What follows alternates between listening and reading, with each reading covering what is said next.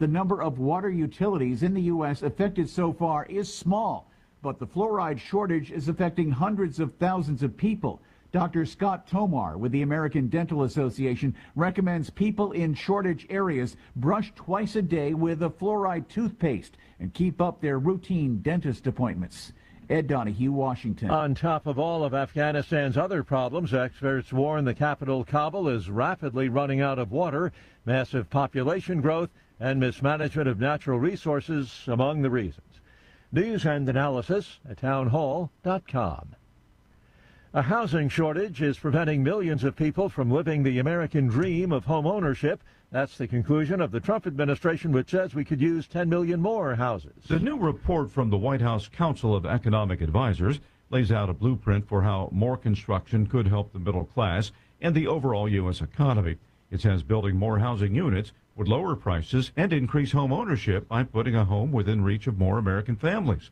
Among the ideas the president has proposed in the past, reducing regulations and speeding up the permitting process for builders. Bob Agnew reporting. An aviation safety bill seeking to address lessons learned from last year's mid-air collision of a jet and an Army helicopter near Washington, D.C. comes up for a vote today. However, the families of the 67 victims and some key senators think that the bill still needs to be strengthened further. More on these stories at townhall.com. It's the Michael Patrick Leahy Show, broadcasting live from downtown Nashville. Now, here's Michael Patrick Leahy. Good morning, and welcome to the Michael Patrick Leahy Show. We're going to do something a little bit different today. You'll hear the morning rundown, brought to you by the Glock Store, at the bottom of the hour, because here in the studio is the very best state attorney general in the United States, Jonathan Skrmetti, Attorney General for the state of Tennessee. Welcome. Good morning. Skrmetti. Thanks for having me back. We're delighted to have you here.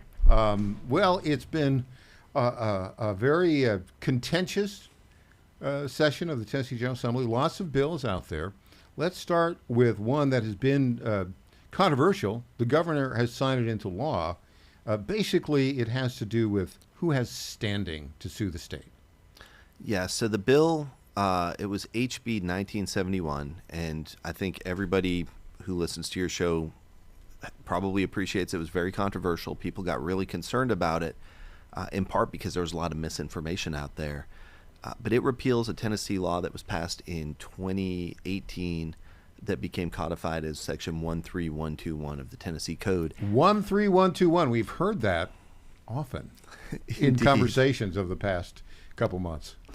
And 13121 made it easier to sue Tennessee than any other state. Mm-hmm. So what this very controversial law did was set us back to where the law was in 2018, where it is in every other state in the country, and that is you need to have a real case or controversy to get in front of a court. And this is really important. The court has immense power, and one of the ways that the structure of our Constitution keeps that power in check is by making sure you can only get in front of the court if you have a real reason to. And under 13121, it was effectively becoming a way for anybody who didn't like a law to go to whichever trial court they thought would be the most sympathetic and get an injunction and start to get discovery, which is a very expensive and onerous process for the state. And it was a way of basically giving everybody who disagreed with what the General Assembly did a second bite at the apple. Yeah, a lot of venue shopping going on there. A lot of venue shopping. You know, we hear about rogue judges and how people are exploiting that against President Trump, and a lot of people are really concerned about this as something that's undermining the democratic sensibilities of the country. But the way to keep that sort of thing in check is to make sure that the judiciary stays in its lane. Courts have an incredibly important role to play under our Constitution, but they should not be the general ombudsman for everybody's disagreements. That's more of a properly a legislative function. Absolutely. And of course, with the legislature, everybody votes for their representation in the legislature. Everybody can call their legislator. The processes are transparent. In a lawsuit, it's one party in one court. Other people who care a lot about these issues may not even be aware of what's going on and certainly don't have a voice there. So it's a much different way of approaching policy disagreements. So that bill, controversial as it was, passed in both houses. and the governor signed it into law. It is the law now. It is the law now. What is it immediately effective, or does it become effective like July 1st, like a lot of laws do? It became immediately effective. Got it. Okay. So now, all these left-wing Soros-backed groups are going to have a far more difficult time suing the state of Tennessee. Well, I don't know if it's going to be far more difficult. It will be. They'll have to find a plaintiff who's actually harmed by a law. A lot of the suits we've seen are very speculative. Oh, this law might hurt me. It might hurt me. Yeah. Parts of this law are a problem. Nobody's trying to enforce these laws sometimes. The enforcers are waiting for a case where it's actually valid. And so a number of our cases now are people going into court saying, I'm breaking the law and the court needs to protect me. And we're saying, you're not breaking the law. What you're doing is perfectly constitutional. And then we get in an argument over whether they should get in trouble or not. So that defending those kind of cases is sort of tied up your resources as Tennessee Attorney General, right? It's a big resource strain. We were seeing a lot more litigation than would ordinarily be the case, and coming from people who weren't really being harmed. Speaking of that, there's another controversial litigation going on, the Hughes case. Tell us about where that is and why it's controversial. So the Hughes case is litigation against Tennessee's intent to go armed statute and the guns in parks statute. And this all comes from Bruin, which was a groundbreaking Supreme Court case, United States Supreme Court case. Explain that a little bit. When you say Bruin, who is Bruin and what was the meaning of the case? He was a New York State official. He was a New York State official. I can never get the name of the New York group. It's a New York State Rifle and Pistol Association, I believe, sued Bruin because of the rules prohibiting them, right, from having certain guns. Correct. And the Supreme Court, Justice Thomas wrote the opinion, wrote a very broad, almost treatise on the Second Amendment and how you had to tie any restrictions to analogous restrictions that were in place at the founding, and otherwise the Second Amendment did what it says it does. 1791, right? The founding the Bill of Rights. Bill of Yes. Rights was ratified. Yep. Yeah, and that gets us to the whole original meaning versus original intent versus the living Constitution argument that's been going on for, I don't know, how long? 35 years, 40 years? Long time. Yeah, maybe 240 years. The landscape has changed radically in the last few decades in a good direction on that. So Bruin says a lot of restrictions on the right to keep and bear arms are unconstitutional. Mm-hmm. And we're seeing litigation across the country on that. In the Ninth Circuit, for instance, there are big gains being made for the Second Amendment. In Tennessee, we had a suit several years ago on the right of 18 to 20-year-olds to purchase and possess handguns. Or may have just been possess handguns. The purchase may have been the Florida case. That suit came to us, and we looked at it and said, there's no way to defend this suit without asserting that 18 to 20-year-olds don't count as part of the people for the purpose of the Second Amendment, and we can't do that. So we said we can't defend this, and the case settled with us conceding the constitutional issue. Hughes is a little bit different because to get to the constitutional issue, you need to go through the right procedural gates. And if we don't defend the procedural limitations in one case, our credibility to defend them in every other case is out the window. And in Hughes, there are a couple of really fundamental issues. The first is they sued in the wrong court. They sued in Chancery Court. It's a suit involving a criminal statute. Tennessee case law is very clear. You can only seek to enjoin a criminal statute in a court that has jurisdiction over criminal cases, so a circuit court or a criminal court. So that's pretty fundamental. And then the second issue is it's a facial challenge. And a facial challenge means the whole law is unconstitutional and needs to be thrown out. And over and over and over, the courts have said this is the highest threshold for a constitutional challenge because if you throw the whole statute out, if any part of it's constitutional, then the courts are undermining the lawful exercise of the legislature's authority. So we have case law in Tennessee, we have federal case law. In the Supreme Court, after Bruin, they had the Rahimi case where they said a facial challenge is the wrong approach here because parts of the law are constitutional.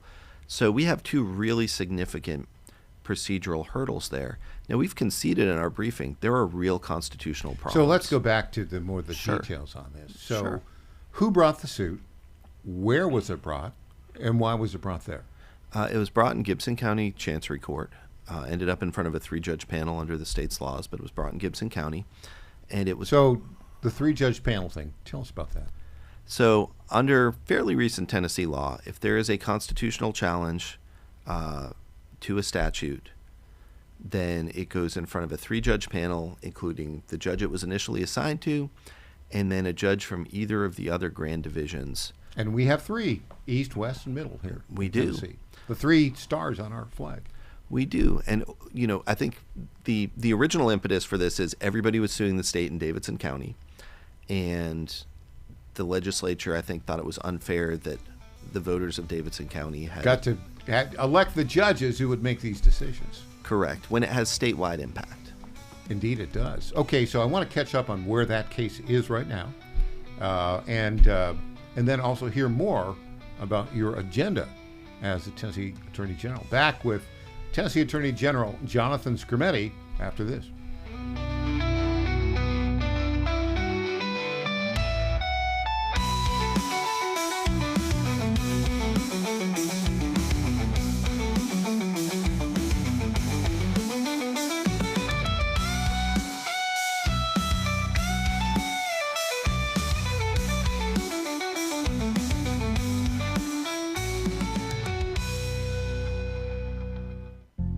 Ponder this. We intake oxygen every time we breathe, and breathing is how we stay alive. When God first created man, he breathed life into him. Our Lord also breathed spiritual life into his apostles and filled them with the Holy Spirit at the first Pentecost. Oxygen is a source of life both physically and spiritually. It's the same with fire. Oxygen is needed in order to keep a fire burning, which begs the question, are you on fire for the Lord, or has your spiritual oxygen been extinguished?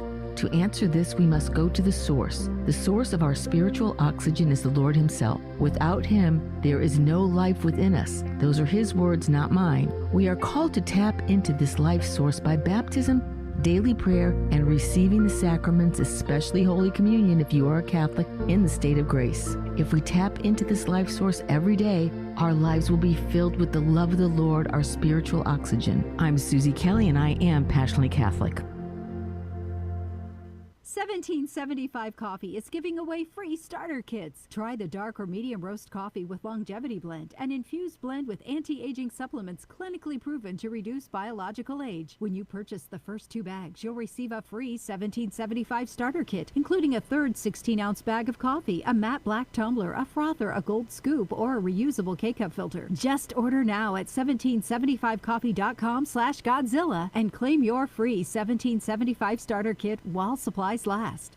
Washington is wasting $500 million every year on a federal supervision system that doesn't work. Probation officers are overwhelmed. Resources are going to people who pose zero threat, while actual dangerous individuals slip through the cracks. The Safer Supervision Act stops the waste and refocuses every dollar on protecting families from harm. President Trump's own pollster found about 80% of Trump voters want this fixed. It's time for Congress to get this done. Stop the waste. Protect our communities. Visit safersupervision.com. Paid for by the Reform Action Fund.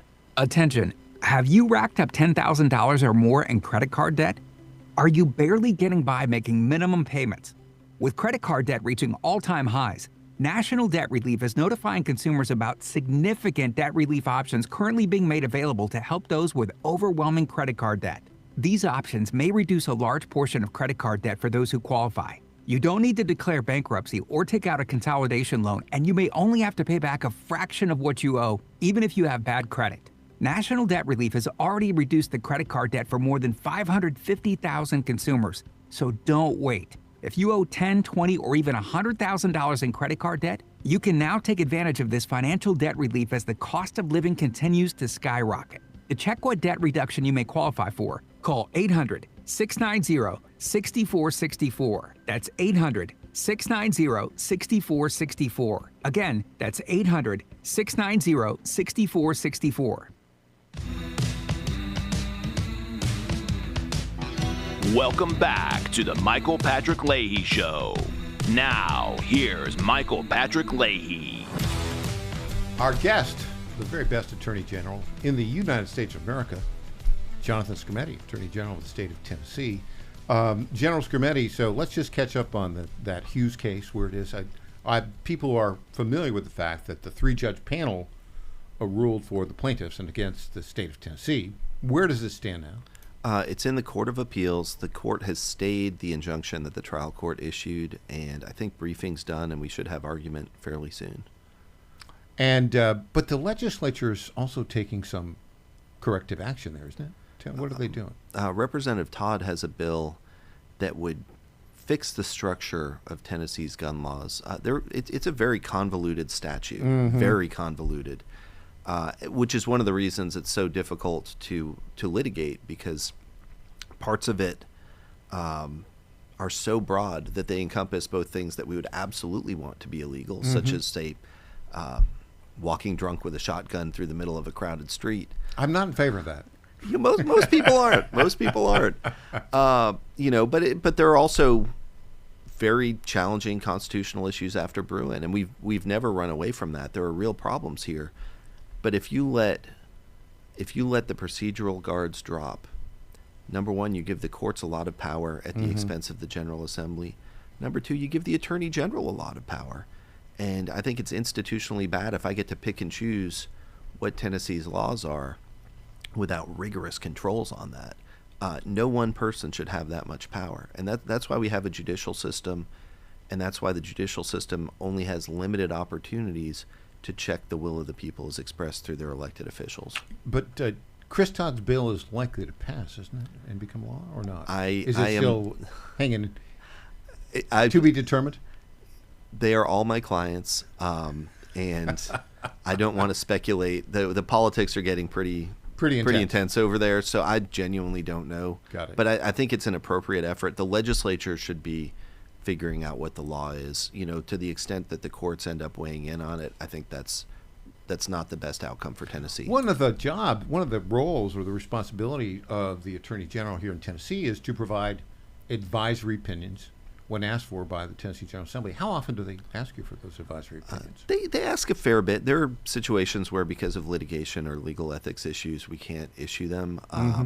But they ask a good bit, and our numbers are up. I think we do about 24 a year now. 24 a year. Okay, good. Well, it's helpful for the legislature to get an advisory opinion so that they'll pass laws that don't get litigated, or if they're litigated, the law is ruled constitutional. It can be helpful. It can tie our hands sometimes if they want to pass something and we nitpick at it and say it might be okay, it might not be. That puts us in a difficult spot when we're litigating one side of the case. We also give a lot of informal advice. We have attorney-client conversations, and it really depends on their interest in hearing from us and the nature of the bill. There are things that they do that never see our office until they're law, and there are times when we're very involved in the drafting process. What are the big agenda items for your office for the next several months? We've got a suit against Meta, a trial against Meta scheduled in July about the mental health impact of social media on kids. There have been a couple of trials so far this year. It's a big deal. We have a great trial team. I'm really excited to see how that goes. Who's on the trial team? So we have a number of people from our Consumer Protection Division who've been working this for years. And then we brought in some help from the team that was backing up Mark Lanier's team in the trial that he did, because we're dealing with a company that has, it's functionally international affairs. They have unlimited resources. Unlimited. So we're bulking up the team a little bit, but the evidence is extremely interesting. In what court will that be? That will be in Davidson County Chancery Court. No kidding. Yeah, How is this lawsuit different than the lawsuit that they just lost, that Meta was involved in? Well, it's many of the same issues. Tennessee's laws are a little bit different, and we have stewed in the evidence a little bit more, and we've seen what happened in the previous trials. So you should get a very refined plaintiff side case from the state here. What remedy are you seeking from Meta, Facebook on this? I mean, the biggest thing is injunctive relief. They have optimized their product over decades using neuroscientists and casino designers and A/B testing on the biggest scale ever. To get kids addicted to use their product all the time. You see this with kids all the time. They're just, what's going on? What's going on? And they get frantic often if they don't get some positive feedback. Yeah, and that's by design. And you look at the mental health statistics over the population level, and they've plummeted for kids. The company knows that it's hurting them. There's a lot of evidence from internal communications of that. And they did it. They can undo it. They can make the product safer for kids. They can warn people about the impact rather than say that there's no harm from it. That's what they're saying. But that anybody with a brain can look at how the behavior of kids and say, there's harm here. We feel pretty good about the evidence we're bringing. We'll see how it goes, but we've worked really hard to get this case ready. I've got a great team on it, and that's a significant agenda item. We're actually waiting on a jury verdict in the Ticketmaster case up in New York. Tell us about that case. So this is an antitrust case. The ticketing industry has been broken for decades, and a coalition of states joined the DOJ in filing suit. We started trial in the Eastern District of New York. Tennessee has some folks on the trial team. We've been pretty engaged in this. The DOJ settled the case a week into trial. We did not think the settlement adequately protected consumers, and so we took it all the way. We're waiting on the jury now. So who else is involved in that? It is a broad spectrum of states. We have, stalwarts like Texas and Florida in there. We also have New York and D.C. and Colorado. So it's a group of AGs that disagree about a lot of things, but we all see a real problem for consumers here, and we want to fight hard to make sure. It's a little bit of your okay. style, isn't it, to work with AGs from blue states sometimes where you have some common interests. Absolutely. There are times when we disagree vehemently. You look at the amicus briefs in birthright citizenship. Tennessee's brief was very, very different than the brief on the other side. Yeah. But when our interests align, we're able to set that aside and work pretty effectively together for our people. So how is it you decided to file an amicus brief, that's a friend of the court brief, on the birthright citizenship case? How did you decide to do that?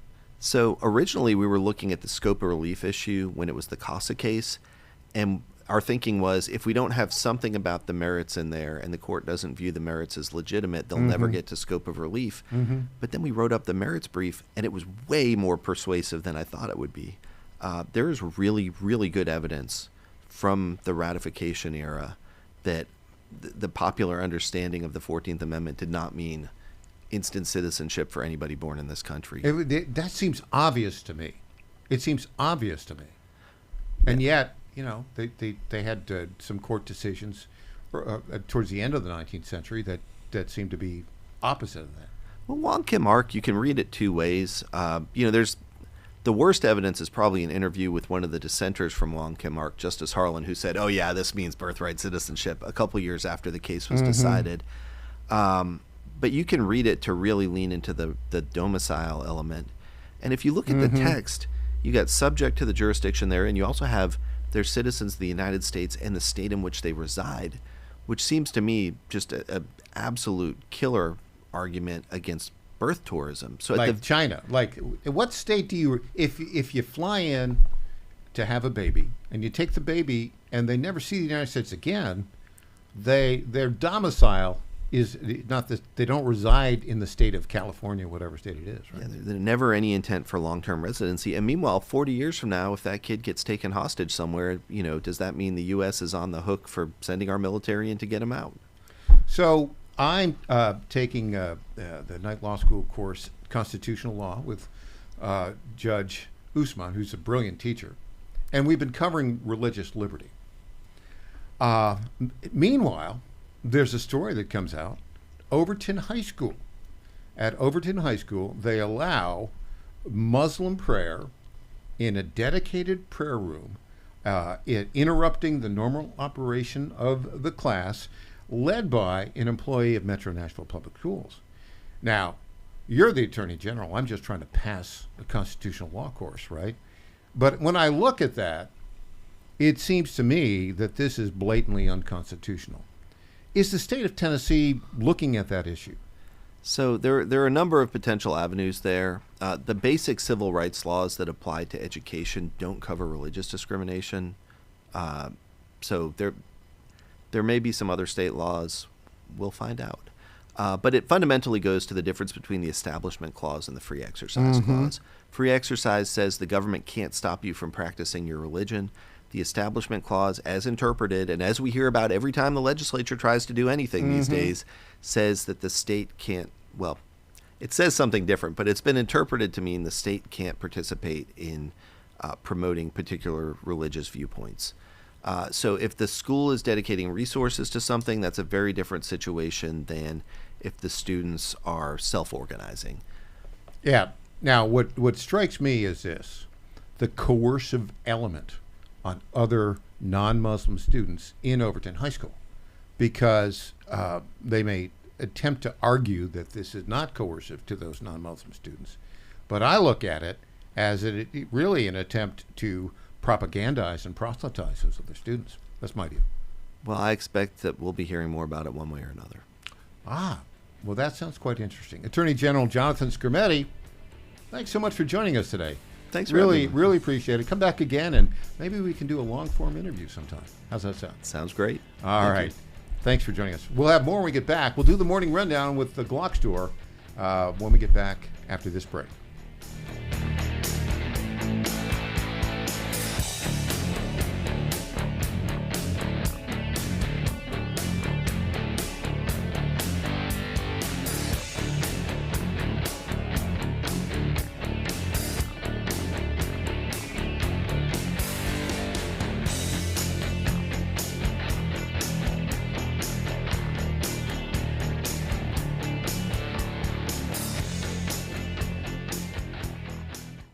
Now more than ever, it's imperative to support companies that share our conservative values. That's why I can't be more excited to tell you that I've switched my family to Patriot Mobile. Patriot Mobile is America's only Christian conservative wireless provider. When you switch to Patriot Mobile, you shift your support away from the leftist, woke, progressive agendas of Big Mobile. Patriot Mobile's wireless service works perfectly and seamlessly as you go about your lives with exceptional nationwide coverage that uses the same towers the main carriers use. Patriot Mobile donates a portion of every dollar earned to causes you care about, to organizations that fight for religious freedom, First and Second Amendments, sanctity of life, and the needs of veterans and first responders. Patriot Mobile has plans to fit any budget, along with great discounts for our veterans and first responder heroes, as well as multi-line users. Switching is easy. Just go to patriotmobile.com/Godzilla or call their U.S.-based customer service team, 972-PATRIOT. That's 972-728-7468. Use offer code Godzilla for free activation.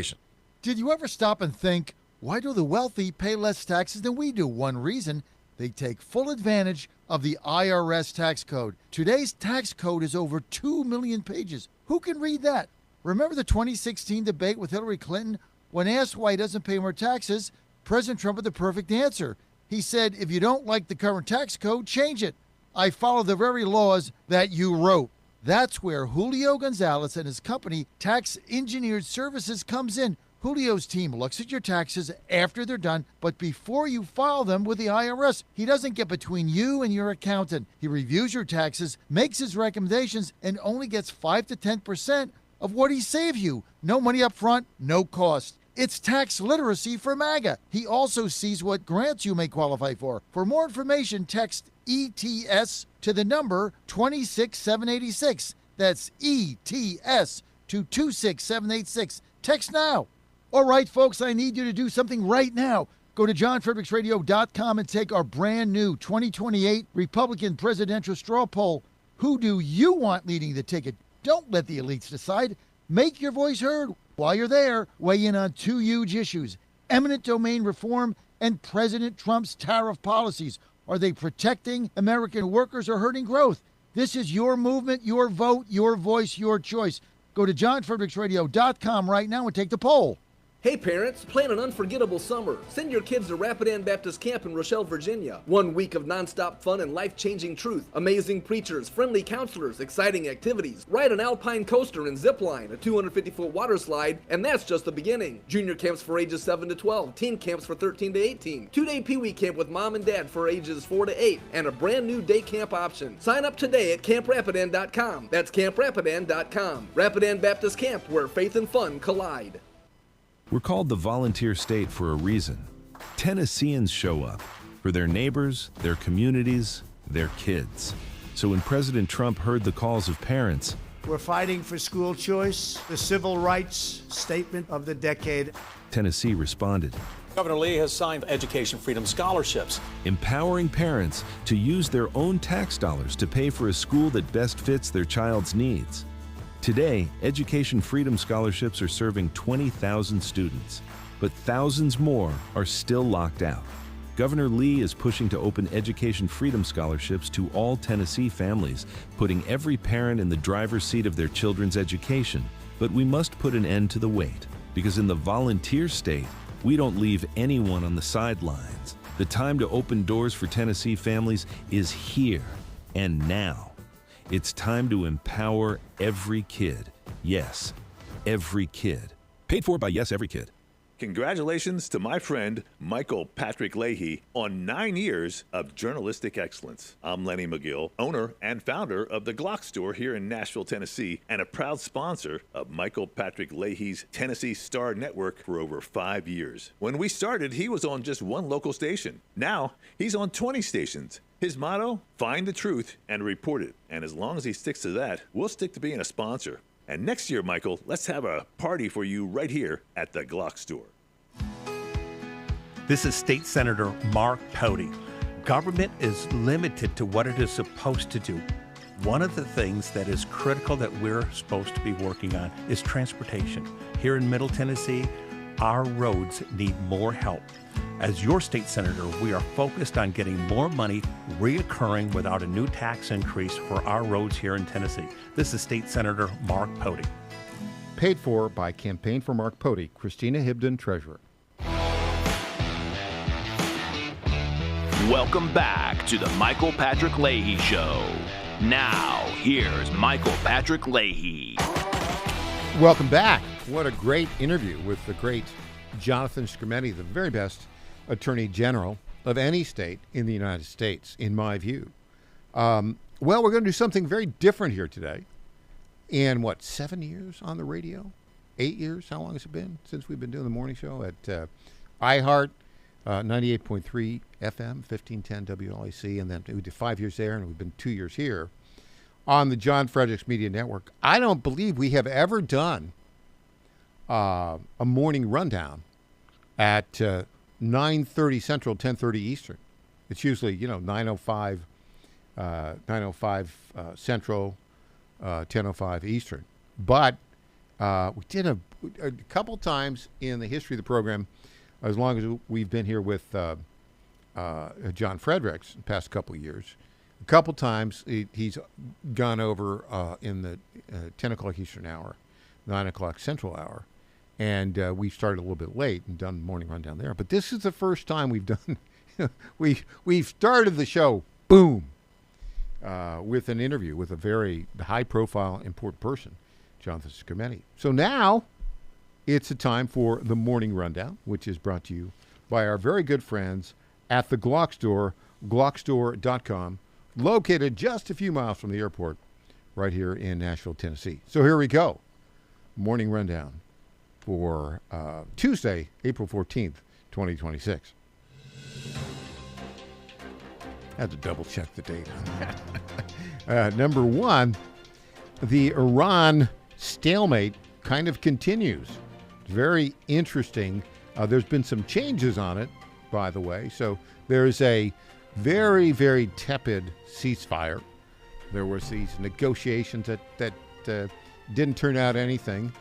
But now the things seems to be moving a bit. Number two, the blockade has been in effect now for a little over 24 hours. The blockade of the Straits of Hormuz by the U.S. Navy and all Iranian ports, they say. They did let a Chinese oil tanker go through, not on the first day, but on the second day. But for the most part, it's all cut off. Now, here is the breaking news on that. There is now a report that the United States had called for as a negotiating point a 20-year blockade, 20-year stoppage, rather, of uranium enrichment. The Iranians apparently are coming back and saying, oh, no, 5 years. Yeah, I don't trust them at all. Number three, there's a report. This is interesting. The Iranian delegation said in this peace talks over the weekend in Pakistan that they were afraid that their plane would be shot down on the way back. Well, I think it's good that they think that, right? And maybe it would have been. I don't know. Who knows? They're related to this on the whole Iranian situation. Is apparently the negotiators felt they had to go back and get sign-off, so they didn't feel they had full authority. We'll see. There may be a second round of peace talks pretty soon. We'll see. Number 4, Eric Swalwell resigned from Congress. Well, I mean, this guy, have you seen this guy? Have you seen what he looks like? I don't know what it is, but he cut. This is, I think, accurate. He looks like a porn star from a bad 70s flick, right? He's got the, again, this is a thing where the younger men today do this. I don't do it. But it's a thing, right? I saw this. When did I see this? I saw that I was moderating a debate for some congressional candidates. There were like 10 or 12 people there. And one of the guys showed up and hadn't shaved in 3 days. And I looked at him. I said, "Don't you think you ought to shave?" He said, "What are you talking about?" I said, "You look like a bum." I didn't say it quite like that. He said, "No, this is the look now. This is what." Okay. Well, Eric Swalwell permanently has 3 or 4 days he hasn't shaved. I don't know how he does that. And he's got the open neck shirt. He looks like a porn star. Oh, guess what? For a very bad porn movie. Apparently there's some clips that show him kind of engaging in that sort of behavior. Anyways, he's resigned. His campaign for governor has imploded, and it doesn't look like he's got much. What does a guy like that do for a living now? I mean, he is an attorney. He hasn't been disbarred. I guess he'll have to go and practice law, but kind of weird. Number 5, another guy, Representative Gonzalez, a Republican, has resigned in Texas. Now, he's got a pretty sordid deal there as well. What's his deal? Well, he apparently had an affair with a staffer who was married, and when they ended that, the staffer committed suicide in a very horrific way. Not good. Not good at all. Number 6, Pope Leo continues to fight with Donald Trump on stupid stuff. Now, did you see this? The advisor to Barack Obama, the guy from Chicago, went and met with him in the Vatican, and boom, shortly thereafter, Pope Leo comes out anti-Trump, and then on 60 Minutes, we've got 3 cardinals on Sunday attacking Trump. It's just crazy, absolutely crazy. But they think that's a good thing. We'll get to that here in a bit. Number 7, E.J. Haas will be here in hour 2. Number 8, Tom Pappert. We'll talk about all things Tennessee General Assembly in hour 3. So there you go. That is the morning rundown at a very special time, brought to you by our friends at the Glock Store. I want to talk about the Glock Store. My friend Lenny McGill is the founder of the Glock Store. He started it in California more than 30 years ago. And they looked around and said, California is not really a very legal gun-friendly place. So they said California is not the place to be. They loaded up their Glocks and moved to Tennessee. I've used that line before. But that's what happened. And so they've been here for 5 years. And now visiting the Glock Store is a treat any day of the year. But during their annual Nashville Open House, it is an event to remember. I've been lucky enough to have attended every one of the Nashville Open Houses, and they are an absolute blast. They always have great speakers, including congressmen, senators, and yours truly. I'll be there this year to talk about it. And they have this all day long free, open to the public raffle. It's likely the best in the nation. Last year they gave away over $25,000 worth of great gun gear, including 3 Glocks, one of which was a Glock GS custom Glock worth over $2,000. How about that? You walk in, you see a great event, and you walk away with, if you win this thing, a $2,000 Glock. This year, the event is on Saturday, May the 30th. If you're here in the Nashville area, I urge you to save the date and attend. Now, if you're listening outside of Nashville, I don't know, the John Fredericks Radio Network is all over the place. It's in Georgia. It's in Virginia. It's in West Virginia. It's in Pennsylvania. And you can listen to it online all over the country. Look, get in your car, drive to Nashville, and be one of the very many people from out of state who come and participate. It's a very famous activity. That's the Glock Store's 6th annual Nashville Open House, Saturday, May the 30th. I'll be there. You should be there too, theglockstore.com. All right, let's go on now. We've got some really interesting clips. I didn't mention this in the morning rundown, but it was kind of interesting. It was a staged event, but it was a fun event. A grandma from Arkansas who has now got to make a living as a DoorDash person, was there to talk about how wonderful the no tax on tips thing is. And let's do the clip right now. Clip 1. President Trump yesterday getting a McDonald's delivery from the grandma DoorDasher.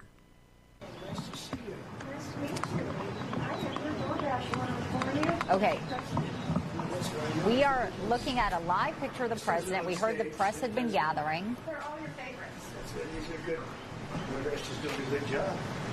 So, and the reason he's getting a food delivery. That I heard you picked up an extra $11,000 that you didn't get because the tax bill was so big. The refund was the biggest you've ever had. Is that a correct statement? It definitely was. Yeah, I saved over $11,000 by not having to claim. Was that surprising to you? It was very surprising. Very surprising. Great big beautiful bill.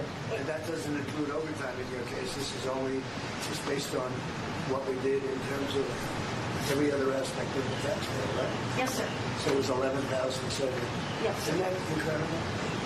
And that's what it is. The tax cut, it's really, we call it the great big beautiful bill. We should call it the great big beautiful tax cut bill because it's tremendous amounts of money. And that's overtime. That's also on Social Security, as you know. Yes. And it's pretty amazing. Yes, it is. And you're really nice. Would you like to do a little news conference with me with these people? These are not the nicest people. They're not nice like you. You know that, right? I'll do whatever you ask me to do, sir. So the no tax on tips is something special, right? It's very special. And that's one that really pertains to you more than anything else. Yes, sir. That's fantastic. It's so such an honor to meet you. And I think you voted for me, did you? Maybe. Yeah. I heard you're a great supporter. We appreciate it. Then she asked him for a tip, and he gave her. She didn't ask him. She said, "Oh, I haven't given you a tip yet, have I?" "No, you haven't, Mr. President." Gave her $100. That's pretty good. All right. The Papal food fight. Back after this.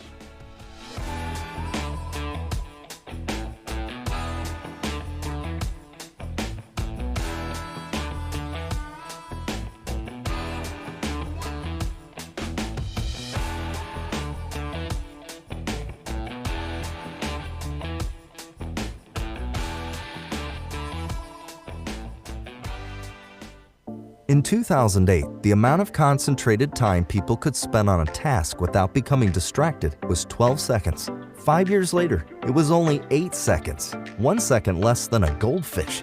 If you're often distracted or have trouble recalling information, you're likely to fall behind in the demanding, fast-paced 21st century. In other words, brain performance is more critical now than ever. Boost your brain power with Healthy Cell's Focus Plus Recall. Science-backed nootropics to help you sharpen focus, concentrate longer, enhance recall, improve mental speed, learn rapidly, and be more alert. It's a pill-free brain supplement made with maximum absorption ingestible gel technology, designed to feed your brain at the cellular level. Take it for a test drive.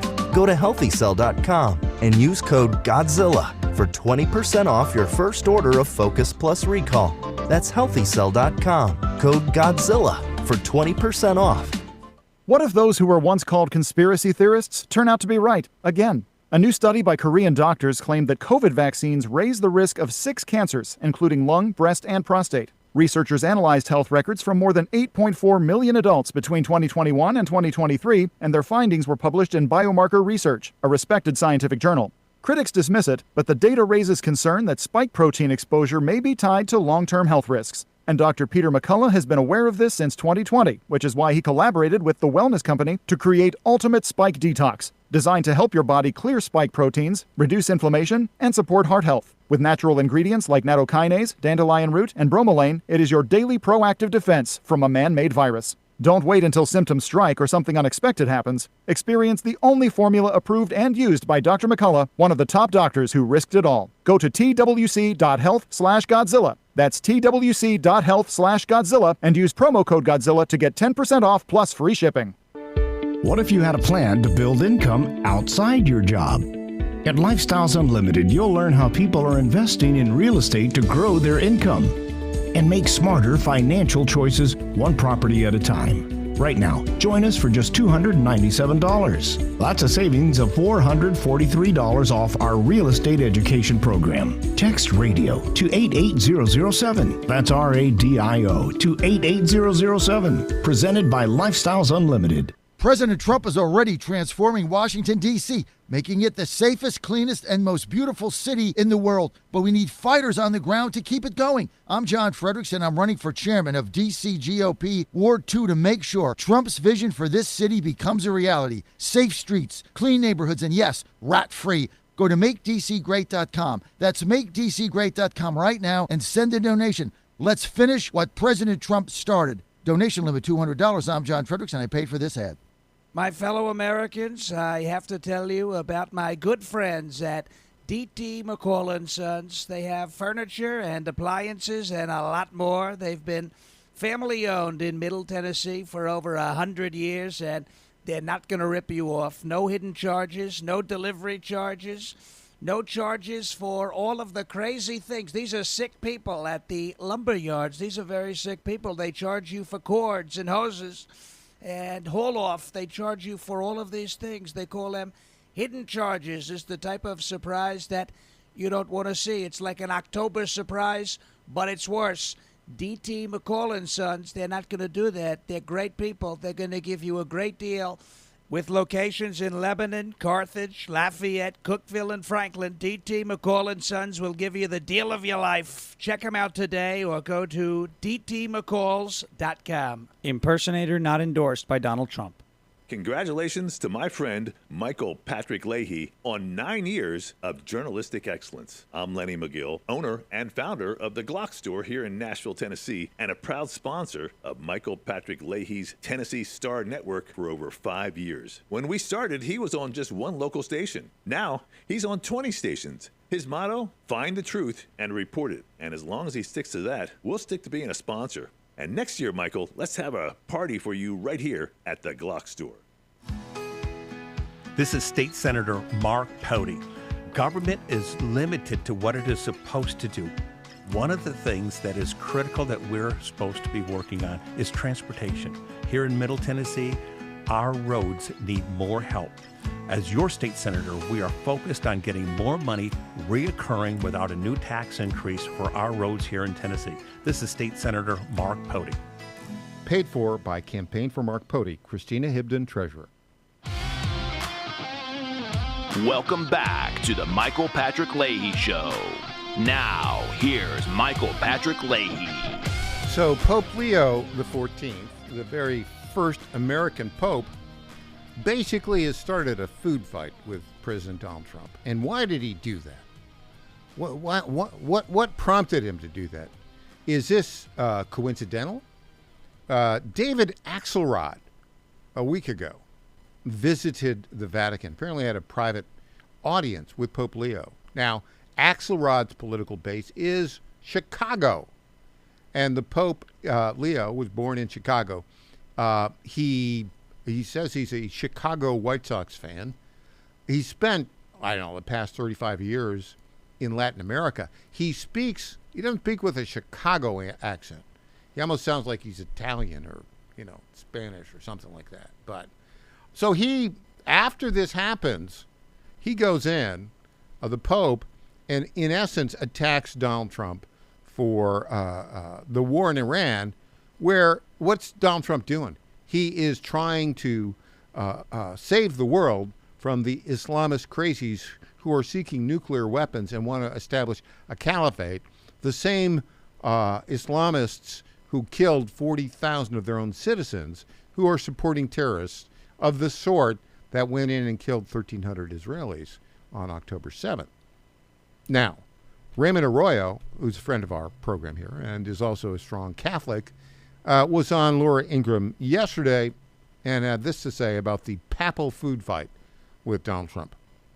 It's time for Seen and Unseen, where we reveal the stories behind the headlines. For that, we turn to Fox News contributor Raymond Arroyo. All right, Raymond, the media running wild with the story that President Trump and the Pope are engaged in a war of words. Well, there's a reason for all of this, Laura, which I'm going to get to in a moment. President Trump took to Truth Social last night, writing, Pope Leo is weak on crime and terrible on foreign policy. Later that night, he elaborated on this long social media post this way. Why did you attack Pope Leo on Truth Social? I don't think he's doing a very good job. He likes crime, I guess. We don't like a pope that's going to say that it's okay to have a nuclear weapon. We don't want a pope that says crime is okay in our cities. I don't like it. I'm not a big fan of Pope Leo. And today, Pope Leo clapped back. I do not look at my role as being politician. I don't want to get into a debate with him. I don't think that the message of the gospel is meant to be abused in the way that some people are doing. And I will continue to speak out loud against war. And I think someone has to stand up and say, there's a better way to do this. Raymond, what's going on here? Well, I mean, look, let's start with the president. This was a sloppy and frankly disrespectful attack on the Pope. I don't think he should have issued this kind of long ad hominem. He didn't get any points for doing this. There's nothing good that comes of it. So, you know, he shouldn't have gone down this path. On the Pope's side, the Pope says he's not a politician. That's true. He shouldn't be. But I understand in the president's reading of this, when you have a pope saying, call your congressman, call your senator to get them to advocate for peace and oppose this war. When the pope says, as he did on Easter Sunday, let those who have weapons lay them down, Laura, that sounds political, particularly when you've got Swiss guardsmen with arms protecting you. And a wall. And I don't remember the pope saying that about China. So these are personal opinions. I think they're talking past each other. Okay, so Raymond Arroyo is my friend. Well, we're friendly acquaintances. That'd be a better way to put it. And but I think he's wrong on this. I think the president was absolutely right to do it. Because, look, what's the politics of this?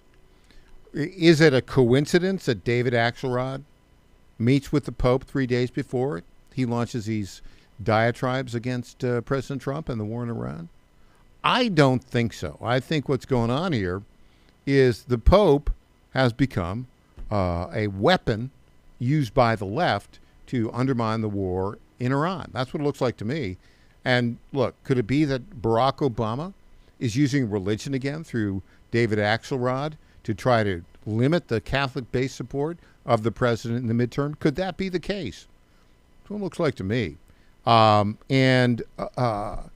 Look, I believe in this approach to peace. Peace through strength.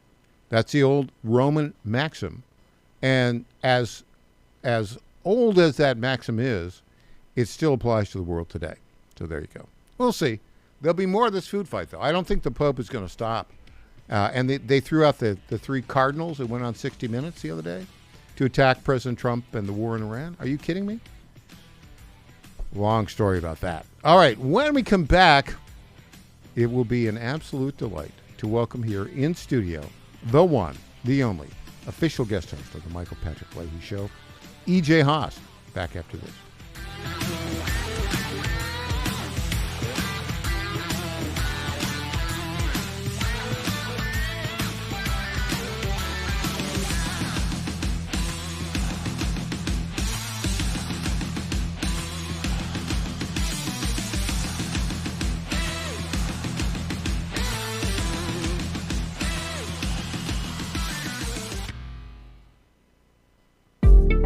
Is a record player the best way to listen to music?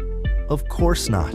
So why are you still taking vitamins in pill form that haven't been upgraded since the 1930s? Even if you don't have trouble swallowing, most vitamins in pill form can't be absorbed very well. It's time to upgrade to the pill-free future of vitamins. Advanced nutrition company Healthy Cell created a patent-pending ingestible gel that is clinically proven to have 265% the absorption rate of tablets. These physician-formulated supplements come in a small gel pack. You tear off the top and shoot it down. You can also mix it in water. They taste great, they're convenient on the go, and they're more natural too, without chemical binders, fillers, and coatings. Go to healthycell.com and use code GODZILLA for 20% off your first order of any product. That's healthycell.com. HEALTHYCELL.com. Trump 2.0 is in full effect. How do you keep up with all the action? I'll tell you. TrumpNationNews.com is your inside source for the inside scoop. Manufacturing, jobs, deportations, and the nation's rejuvenation. The first 100 days and beyond. All the news you need and no liberal gibberish. It's the perfect way to start your day. Sign up for the TNN newsletter. Do it today. TrumpNationNews.com. TrumpNationNews.com. Part of the John Fredericks Media Network. John Fredericks loves his radio and TV audience, but did you know how to follow the Godzilla of Truth wherever you go? Download the John Fredericks Radio Show app to listen live nationwide. For the daily chit-chat, Trucking the Truth, download the Getter app and join the morning fun on Getter Live from 6 to 10 a.m. Follow John Fredericks on Getter, Truth Social, or Twitter at JF Radio Show. WJFN W224EB 92.7 FM Chester, W299DB 107.7 Bon Air, 100.5 FM Goochland, and WJF. Breaking news this hour from Town Hall. I'm Rich Thomason. President Trump is holding fast to his vision of a nuclear-free Iran. The standoff between the US and Iran has deepened as Washington's declared it had blockaded Iran's ports, and Iran is threatening to strike targets across the region. Pakistan says officials are racing to bring the sides together again for more talks. Though last week's ceasefire is appearing to hold, the showdown over the Strait of Hormuz has risked reigniting hostilities and deepening the region-wide war's economic fallout. The blockade applies to vessels going to and from Iranian ports. The move could restrict the passage of the few ships that Iran considers friendly, which have been permitted to traverse the strait, as Iran has curtailed maritime traffic since the start of the war. I'm Charles Philadesma. And there are reports a second round of U.S.-Iran talks could take place later this week.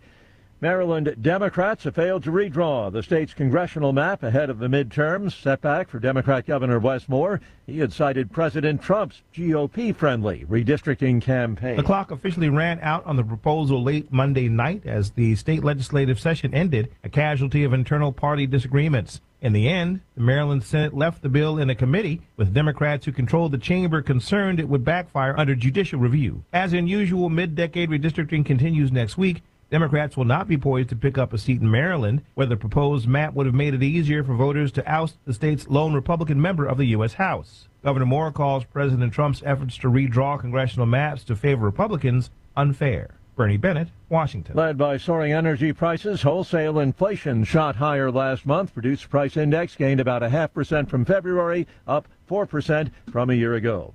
Now on Wall Street, stocks are higher. The Dow is up 284 points. While the NASDAQ is ahead 280 points. More on these stories, townhall.com.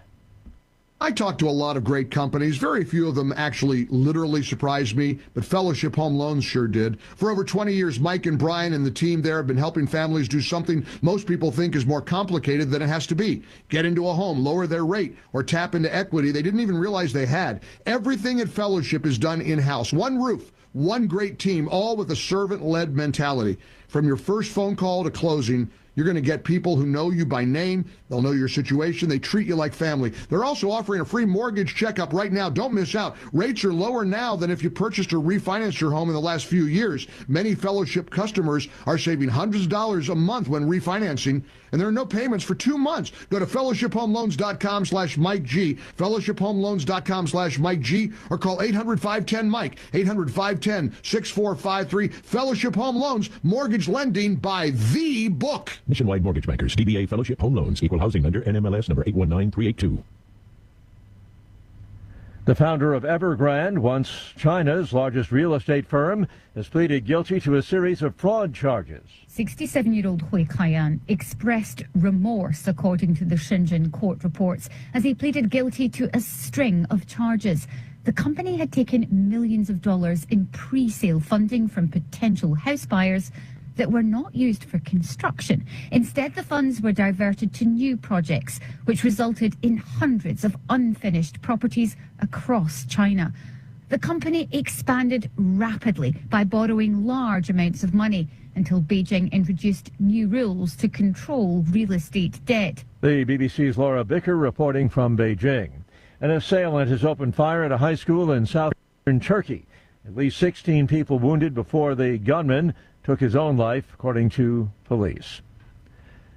News and analysis, townhall.com.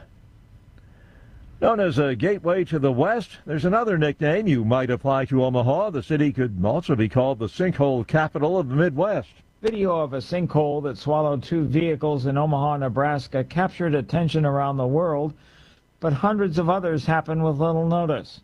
Over the past 5 years, city work crews reported more than 2,100 cave-ins, ranging from small dips in the pavement to gaping chasms.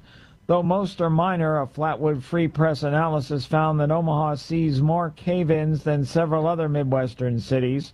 Geologists say the city's susceptibility to sinkholes comes from its soil. Keith Peters reporting. President Trump used a McDonald's delivery to the Oval Office to promote a tax policy that benefits tip earners, allowing workers to deduct up to $25,000 from income that is earned on tips. More on these stories, townhall.com. It's the Michael Patrick Leahy Show, broadcasting live from downtown Nashville. Now, here's Michael Patrick Leahy. Welcome back to the Michael Patrick Leahy Show. We are delighted to welcome to our microphones the official guest host of the Michael Patrick Leahy Show, the one, the only, E.J. Haas. Hello, hello. Good Happy morning. Tuesday. You know, I keep threatening to air our off-mic conversations. I keep threatening because they are as, well, they're as fascinating as our on. Sometimes deep and sometimes funny. So yeah, sometimes funny. Uh-huh. We're going to talk about Eric Swalwell. One of my favorite topics right now. So let's just set the stage for Mr. Swalwell. He is, I think, 46 years old. He has served in Congress since 2013. 7 terms, right? He's 32 years old. He was 32 years old when elected. Now he's like 46, something like that. And I used to live when I lived in California. I lived in Northern California. And basically the area that he represents is what's called suburban Contra Costa County, which is just outside of Oakland and to the west of Oakland. It's parts of San Ramon, which is very kind of suburban, well-developed, parts of Dublin, and Livermore, which is where the Lawrence Livermore lab is. But parts of San Leandro, Hayward, Union City, those are very industrial-type places, Fremont, industrial-type places. He represented a guy, he followed a guy by the name of Pete Stark, who was a very far-left atheist. Okay. From that area. Sounds lovely. He went to he grew up in Dublin, California, and then for some reason he went to the University of Maryland undergrad and is an attorney at the University of Maryland. Then he went back to Dublin and was an assistant district attorney for Alameda County. So he represents parts of Contra Costa County, parts of Alameda County, and apparently, he did well enough there to get elected. Now, the guy, would you call him a sociopath? Listen, he's been creepy for years. He's been a really weird, creepy, egotistical, maybe sociopathic dude. So we first learned about his bizarre behavior when he had an intimate personal relationship He's been married for some time, has 3 kids, but an intimate personal relationship with a Chinese spy. Yes. By the name of Fang Fang. And oddly enough, did not lose his committee assignments that could have been compromising. Like, what? He also has delusions of grandeur. Of course. They all do. God complex. Yeah. And he is, if you listen to him just talking about policy, he is an articulate leftist. But having said all that, I mean, the guy ran for president. He ran for president. And he really has no accomplishments of note to point to, other than he served as an assistant district attorney. He's been elected in a very, very Democrat district for several years. But his personal appearance is weird. And very important to him. Yes. Very important to him. Now, his personal conduct, well, there have been rumors a lot. At least 13 years, I'm told. Yeah. Really, I spoke with a reporter from California that said this has kind of been known that he has extramarital affairs, that sort of thing. This is obviously hearsay. We're talking, play the game of telephone. I did not get this information myself. Right. But according to a reporter, this is something that has been at least 13 years in the making. And if you look at all of the videos that have come out of this guy. Yeah. I mean, he gets drunk. There's a video of him drunk. And basically he's chasing every skirt around. Sure. I mean, really. And then this most recent one, talk about weirdness. So this Martin Shkreli guy, who is served time in prison for a pharmaceutical type situation that is complicated. But obviously, so somehow he got a hold of a video of Swalwell with a woman of ill repute, I suppose. That's the rumor. Sex worker. And he's, pawing her, kissing her, etc. Doing the things you do with a sex worker. Yeah. That was just with really multiple people in the room too. There's like 4 or 5 weird. people in there. Yeah, it's very, very strange. I think the story is less about Swalwell being a weird sexual deviant with egotistical sociopathic behavior, right? Like, I think that's kind of a known, that is something. Yeah, right? Yeah. But I think the story is, look how quickly the Democrat Party pulled their army into motion and got this man to drop out of the California governor's race. This was known for 13 years. Yes. So you're telling me for a decade you had all of this information. The Fang stuff came out with the spy and all of that. You've got video, obviously. We have reporters who willfully kept their mouths shut and didn't say anything. Shame on them. And you had all of this for more than a decade. But you went ahead and let him stay on committees that deal with intelligence. You let him stay on committees and be reelected 6 times. Like, what? So now when it's politically expedient, they drop the bomb on this guy. Well, and that machine is powerful. So now we're looking at, what used to be a very crowded governor race on the Democrat side in that primary is now dwindling. And we're all but certain to get a Democrat as a governor of California. We'll asterisk here in a bit, but let's just talk a little bit more about the allegations against this guy. So he has 4 former staffers who've come out. Yep. 4. And said, in essence, either he sexually assaulted me or he raped me, that sort of stuff, right? And I told him to stop. He didn't. Yeah. And they're all, varying. I think they're all pretty credible. They sound credible. Yeah. But there's a whole legion of these complaints against the guy. Also, I was talking earlier, he looks like a guy who is in a bad porn movie. And the whole, he's always got his shirt unbuttoned. I don't watch bad porn movies. I don't watch good porn movies. Well, what people tell me about them. So I have heard, yes. He looks creepy. Look, He if you met that guy at a bar and he was more than likely wasted and kind of sat up next to you and said, "Hey, can I buy you a drink?" You'd be like, "No, creep, leave me alone." Yeah. However, if I am a young staffer wanting to make my way in DC, What are you going to do? and this guy is coming on to me, he's my boss. He's obviously powerful enough that he's in all the inner circles. I can see where that coercion could happen. Mhm.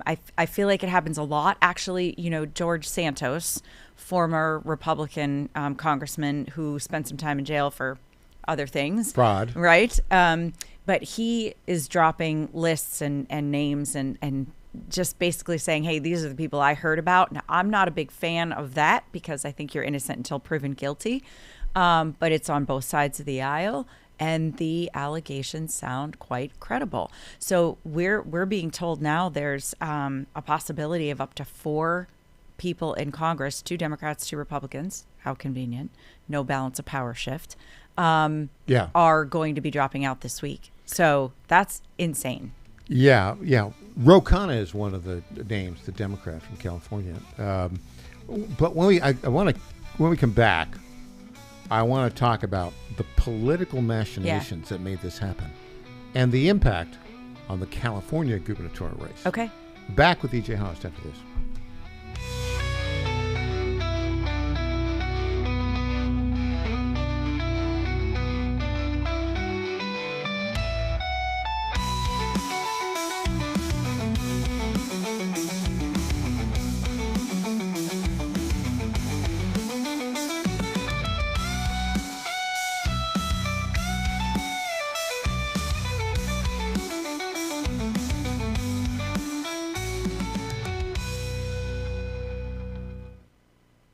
Hey folks, Al Green here for SatPhone. When you're on the go, you want to know you're connected. If it's a family vacation or an off-the-grid escape to a remote destination, having reliable communication helps you feel safe and secure. You can't afford to find yourself in a dead zone. That's why you need SatPhone. SatPhones are reliable, durable, and give you global coverage. If you can get outside, you can get in touch. It's that simple. Make calls from your SatPhone to any regular cell phone in the United States. The phones are $1,500 value, but you can get yours free. Just sign up for a 15-month plan, $94.95 a month. Get 150 minutes monthly that roll to the next month. Go 3 months without using them, that's fine. Yes, 3 months, 450 minutes, all yours. Visit SAT123.com or call 855-980-5830. SAT123.com, 855-980-5830. Get surety and security with your SatPhone. Call now.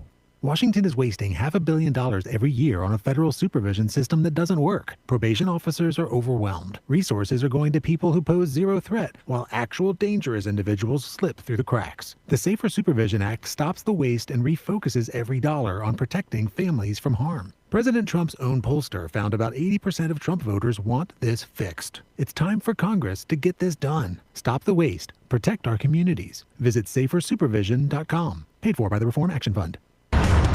How much did you win at Rosie's Gaming Emporium? Hi, I'm Jerry from Richmond. I won a $23,000 jackpot at Rosie's. I'm Tammy. I'm from Newport News, and I just won a $5,400 jackpot from Rosie's. Hi, my name is Kim, and I'm from West Virginia, and I won $99,000 jackpot at Rosie's.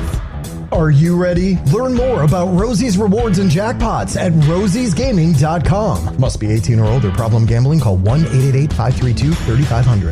Have you seen what's happening in Richmond? They've gone nuts. Spanberger was supposed to be a moderate. But she's raising taxes, jacking up electric bills, siding with illegal immigrants. And coming after our guns. You know, the Richmond liberals just outlawed the most popular common firearms. That's not all. They're stealing our seats in Congress. They've drawn new districts. 10 seats rigged for the liberals and only 1 for us. 10 seats for liberals? Wow, even you could count to 10. 10 seats rigged for liberals. Yeah, and I know what they would do, too. Higher taxes, more illegal immigrants. And gun bans. You'd better vote no to defeat the referendum. Okay, how do I do that? Well, you can vote early and vote no right now. Voting is open until April 21st. And I'm supposed to vote no. Vote no to stop the radical liberal takeover of our seats in Congress. Okay, let's vote no. Vote no by April 21st. All I have to do is vote no. Surely you could get that right. Paid for by Virginians for Fair Maps RC. Congratulations to my friend Michael Patrick Leahy on 9 years of journalistic excellence. I'm Lenny McGill, owner and founder of the Glock Store here in Nashville, Tennessee, and a proud sponsor of Michael Patrick Leahy's Tennessee Star Network for over 5 years. When we started, he was on just one local station. Now, he's on 20 stations. His motto, find the truth and report it. And as long as he sticks to that, we'll stick to being a sponsor. And next year, Michael, let's have a party for you right here at the Glock Store. This is State Senator Mark Pody. Government is limited to what it is supposed to do. One of the things that is critical that we're supposed to be working on is transportation. Here in Middle Tennessee, our roads need more help. As your state senator, we are focused on getting more money reoccurring without a new tax increase for our roads here in Tennessee. This is State Senator Mark Pody. Paid for by Campaign for Mark Pody, Christina Hibden, Treasurer. Hi, everyone. EJ Haast here, founder of the Digital Footprint Management Agency and frequent guest on the Michael Patrick Leahy Show, here to tell you about GetFoundEverywhere.com. Customers are searching for your business everywhere. Google, Apple Maps, TikTok, and new AI platforms like ChatGPT and Gemini, which is a total disruptor. Traditional search engine optimization isn't dead, but it is on life support. Old tactics don't work anymore. So how can you make your business stand out? GetFoundEverywhere.com makes your business pop on over 50 search, map, review, and AI-driven platforms. With one easy dashboard, manage business profiles, social media accounts, direct messages, even texts and reviews. GetFoundEverywhere.com is affordable, boosts your visibility, and gets your business more customers. It's time to step up your game the easy way. Save time, save money, and get more customers with GetFoundEverywhere.com. Welcome back to the Michael Patrick Leahy Show. Now, here's Michael Patrick Leahy. Our guest, official guest host of the Michael Patrick Leahy Show, EJ Haast. Well, the leftist hive mind memo went out. That's the truth. That is the truth. It's a machine. I say hive mind because I don't think it was one individual. Yeah, I agree. I think the leftists said, we need to win the governor's race in California. And, you know, they have this very weird structure there.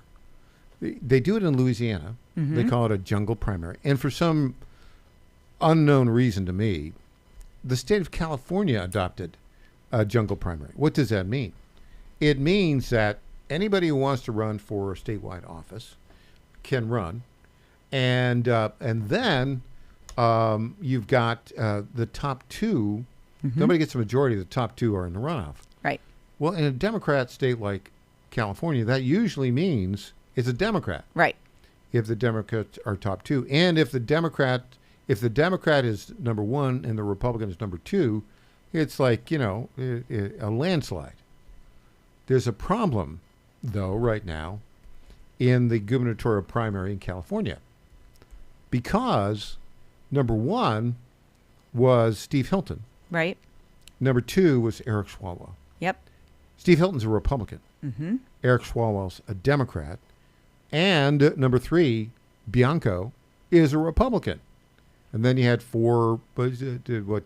Katie, what's her name? Porter? Porter, yeah, the one who spilled the scalding hot mashed potatoes on her husband. The mashed potatoes hater. Mm-hmm. Husband hater, for sure. Husband hater. Maybe a mashed potato lover, but using that as a weapon against her husband, allegedly. And then the billionaire, Steyer, number five. Mm-hmm. So they looked at this and they said, you know what? If Steve Hilton wins number one and Eric Swalwell wins number two, all of these stories... Right. They'll end up coming out. Will come out. Yeah. And we could lose the governorship. Yep. That's what they thought. So the Democrat hive mind... Well, he was also... Hilton was polling higher. I'm looking at the what you got there? interactive polls from the April 7th. So Yeah. this is obviously, a week ago. Think about how things have changed so dramatically now since. You had Chad Bianco and Steve Hilton both tied at 14% of the vote, and Eric Swalwell was behind with 12%, Steyer's at 11%. And so, you know, when you really look at the field, the chances of having a Democrat in that second spot, at least in the top two, very slim unless they start with so many coming together. together. It. Yeah, right. they've got to start. Swalwell was clearly gonna, you know, be the front runner there, and so they needed people to start pulling their support from other people. Yeah. Like they need some of the Dems to drop out, and none of them were doing it. And so Because they're all a bunch of egomaniacs. Oh, all of them. I mean, really. For this Katie Porter person to think she has a shot in She does have a shot, actually. I mean, now she does. Yeah. She did not before. So Keep the mashed potatoes away from her. Yeah, lunatic. Really. Well, but look at it. The best option for the country is if the two Republicans got into the runoff. But sure. But because it's such a fragmented field, the two of them together in that last poll had only 28% of the vote. Mm-hmm. Now that's why this jungle primary thing is. Oh, it's so wacky. It's really it's very ridiculous. strange. The only thing worse than a jungle primary is ranked choice voting, but don't even get me started on that. Well, I have today's results from interactive polls if you want to hear it. Could we have a drum roll, please? There we go. Here we go. Tom Steyer, 21%. Ah. Steve Hilton, 18%. There you go. Swalwell's still pulling 9%. You have to assume that his 9% will go to Steyer when it comes right down to it. Well, Steyer's going to spend $1 billion. Yeah, easily. Steyer fashions himself the next president. Even if Chad Bianco, who's at 8%, and this is one poll, obviously. One snapshot. I would look at, Polymarket. I'd Right. look at plenty of others as well before making any kind of decision. But if we go by this interactive polls, you're looking at Chad Bianco, even if he gave his 8%, all 8% went to Steve Hilton, you're still looking at more than likely, a Democrat win. So a Steyer-Hilton race will be 60-40, easy, 65-35. Yep. And that's what they're now. Well, and they'll cheat, and Oh, yeah. all the other things that you have to worry about, the mail-in voting and all that. So the Democrat hive mind. Who were the players that did this? Oh, all of them? we can only speculate. Pelosi would have been involved. Yeah, of course. That would be number one. Axelrod for sure. Steyer. I mean, all the opposition. Yeah. Okay. Well, we'll see how that all plays out. Now, ironically, one of the the poorest performer in Trump won, Anthony Scaramucci. There's a new word called a Scaramucci. It's a unit of time. It's 11 days. It's how long Scaramucci served in the Trump administration. Trump won. He was on Anderson Cooper, and he expressed compassion for Eric Swalwell. Let's watch this clip. I just got to ask you first about Eric Swalwell announcing he's leaving Congress. Well, listen, I'm gonna play to the human side of that story with his wife Brittany and his 3 children. I would just say to Eric, get this thing fixed up at home the best he possibly can. I think it was very smart for him to leave the Congress and the race behind him, but work on your personal life, And by the way, my heart goes out to him. You may remember this. Hold on. Let me just stop it right there. That's disgusting. So, my heart goes out to him? To him?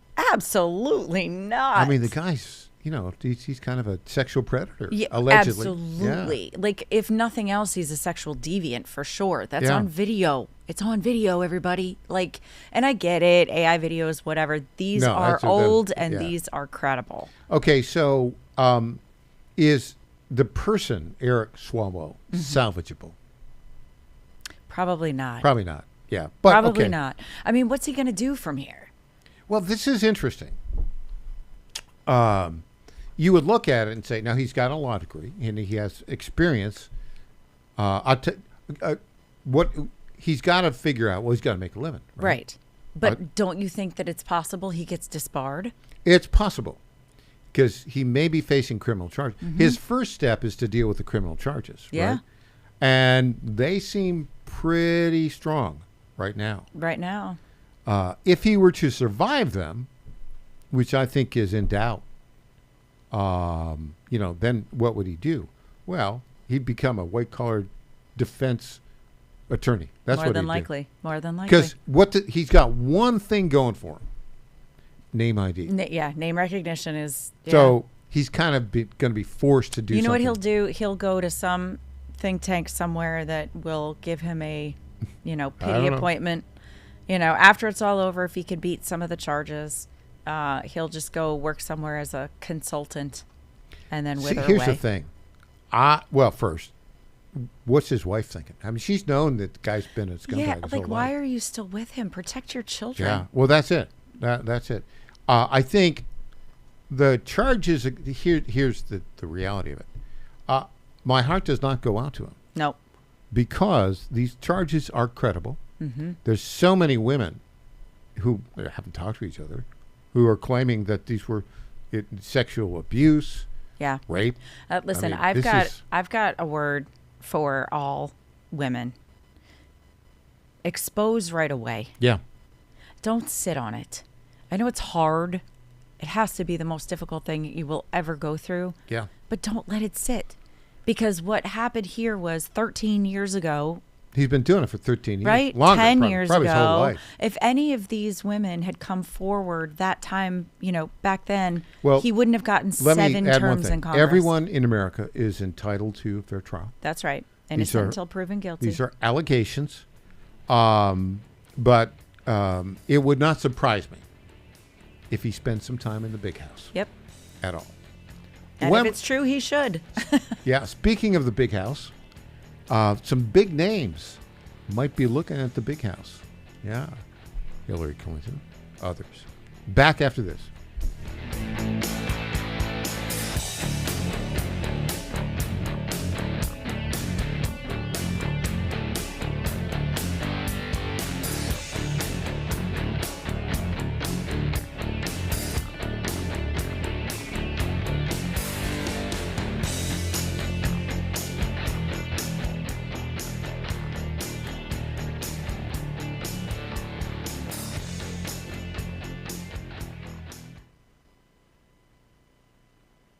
This is Crom Carmichael, CEO of Solti. We got a wonderful email from one of our customers up east named Joe, and here's what he had to say. I started taking Solti almost out of desperation with little hope because I was resigned to the futility that although I was up to taking 2 statins a day, high cholesterol was something I just had to learn to live with. In fact, when I turned 60, after taking a stress cardio test, my doctor called me on a Saturday, which of course is never a good sign, and told me that I was clogged more than 95% of the people my age. I had an angioplasty and a stent procedure done at that time. Today, my stubborn triglycerides are only 1/3 of what they had been before starting taking Solti. My prescription statin dosage has shrunk from 60 milligrams to only 10 milligrams a day. My primary care doctor that I have had for many years still can't believe the results, and neither can I. Thank you, Solti, for providing such a wonderful product. And folks, I want to invite you to take care of your heart also by going to GodzillaHeart.com. That's GodzillaHeart.com. Use the code Godzilla at checkout, and you'll get a 50% discount on your initial shipment. Thanks so much.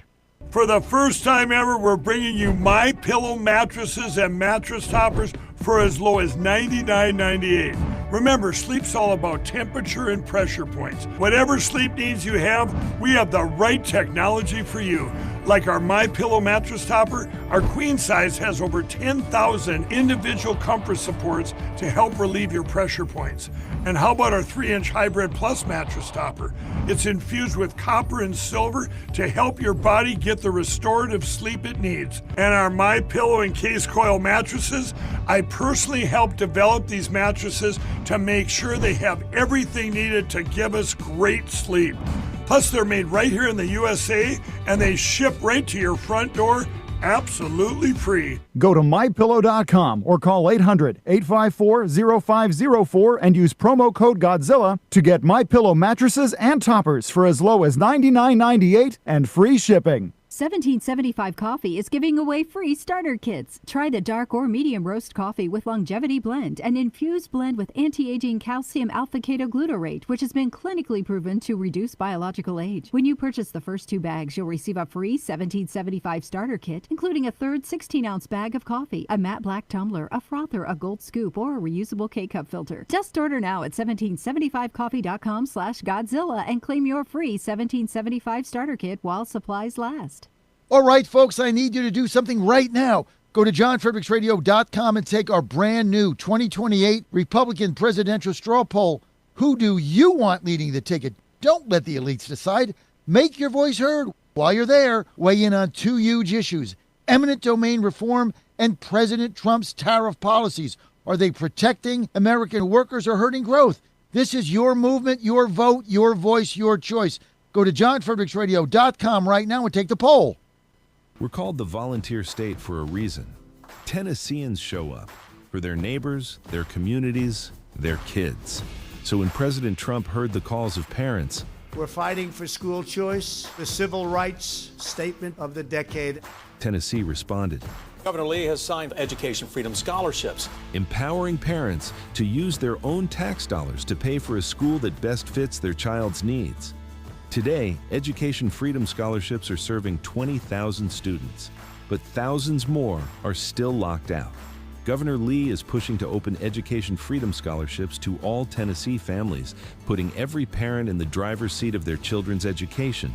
But we must put an end to the wait, because in the volunteer state, we don't leave anyone on the sidelines. The time to open doors for Tennessee families is here and now. It's time to empower every kid. Yes, every kid. Paid for by Yes Every Kid.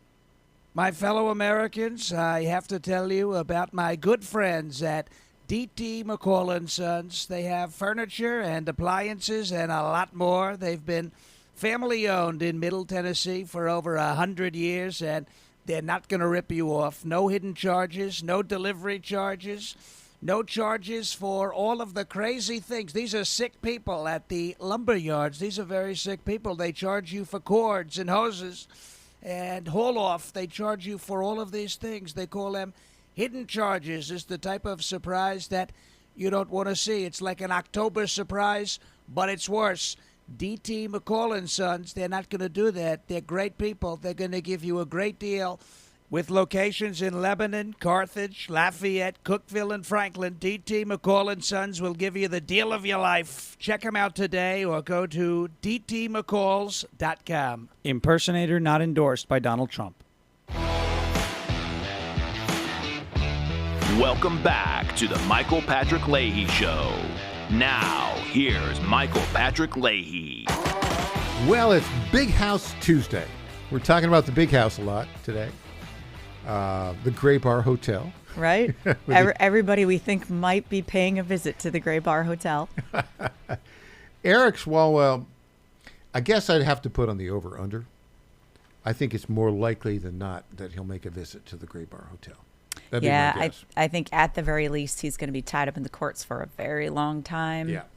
And criminal court. I mean, this is going to get ugly. Well, and if you look at the irony of this, he's not going to benefit from big law the way that Kilmar and Braco Garcia has. Right. I mean, they've spent $20 million to keep this guy in the United States and out of jail. Yeah. Right. But there's no big law pro bono case to work on behalf of alleged sexual predators. Imagine his thought process right now, right? Like, how is he feeling that he thought he was on top of the world? He's going to be governor of California. He's, running certain factions of the Democrat Party, basically.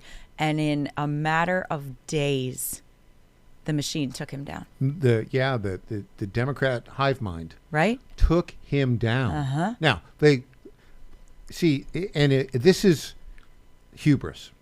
Hubris, 100%, is unwarranted pride, shall we say?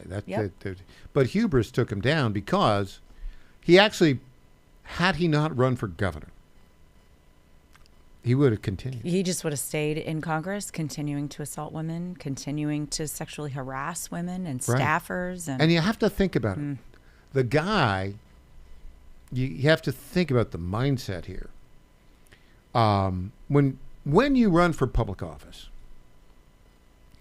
your entire life, I mean, they can do a search on all your stuff, and you didn't pay your property taxes until a month late 20 years ago.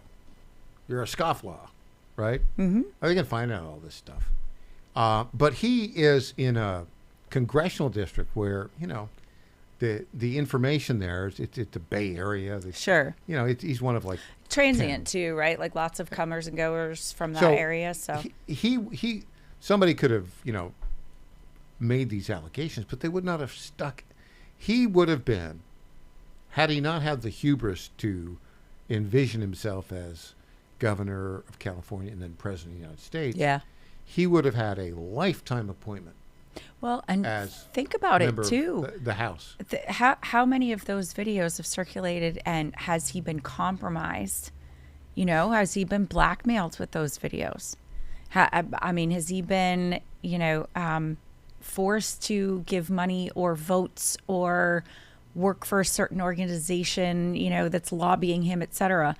Oh, do this or we'll expose you. Everybody was worried about, the Chinese spy, and with good reason, but look at the rest of the potential blackmail opportunities because of his personal behavior and his hubris. Yeah. So right now, his thought process is, if only but see, a guy like that, for some reason, doesn't deal with the reality of what could happen. No, I think he's angry at the people bringing him down more than he is sorry for what he's done. Yeah. For sure. Speaking of that. Yeah. Anger and Hillary Clinton. Two words that go together. I mean, the Democrats do have anger issues. That is apparent. The director of the CIA, John Ratcliffe, formerly the congressman from Texas, had a few words to say about a couple of Democrats who promoted falsehoods before Congress. John Brennan, James Comey, John Brennan, the former director of the CIA, who acknowledged voting for a communist in the 1976 presidential election. Yeah. And James Comey, the former director of the FBI, and Hillary Clinton are all in legal jeopardy for testimony before Congress. Let's listen to this clip right now. So what I think I hear you saying is there is still an opportunity for indictments, potential prosecutions, accountability from those people who may have lied under oath, like John Brennan, James Comey, and perhaps Hillary Clinton. Well, that's why I've made the referrals that I have. DNI Gabbard has made referrals, and why we're going to continue to share the intelligence that would support the ability of our Department of Justice to make bring fair and just claims against those who have perpetrated this hoax against the American people and this stain on our country. Director, one other question on this. Tulsi, as well as President Trump, used the word... criminal. Use the word criminal. Yeah. Is what they use. Now, what's coming out here is evidence that the charges against President Trump in the first impeachment over Ukraine, were all based on false evidence. Yep. But known to be based on false evidence by everybody. By everybody. It was so clear and in black and white. How did that not stop so many years ago? I mean, we're talking years now that we've been, talking about this and wanting indictments and wanting people to go to jail for it. He stopped short of saying, Hillary, Obama, the rest are going to jail or going to be indicted. But I'd love to see it. I'd love to see it. What you'd love to see is justice done. That's right. And what rankles people about all of these activities that led to the phony impeachment of President Trump in Trump 1.0 is that it was blatantly, people knew these were all blatant lies, and the Democrats were getting away with it. That's what really rankles people. Now, President Trump had a few comments about this. Here we go, clip 14. Do you feel vindicated by those Yeah, I do. They're a bunch of crooked people. You're talking about with respect to all of the things that they put against me? Yeah. Well, it's come out that in so many different ways. Thank you very much for that question. I appreciate it. But in so many different ways, the election was rigged. The 2020 election was rigged. We found that out. What you just said is just a piece of that. It's a big piece, but minor, relatively speaking, compared to what they did. They cheated in the election. They cheated on the vote. And they cheated in every way possible. And it's the only way we got an incompetent man to be a president. And he was an incompetent man. Many of the things that we're talking about, even including this would have been settled a long time ago, not now. And it should have been settled by other presidents. But the election was a rigged election. We can't let that happen to our country. It's concealment of exculpatory information. What should happen? Well, it's very serious. Yeah. Exculpatory information That's right. was concealed knowingly by the prosecutors in the House.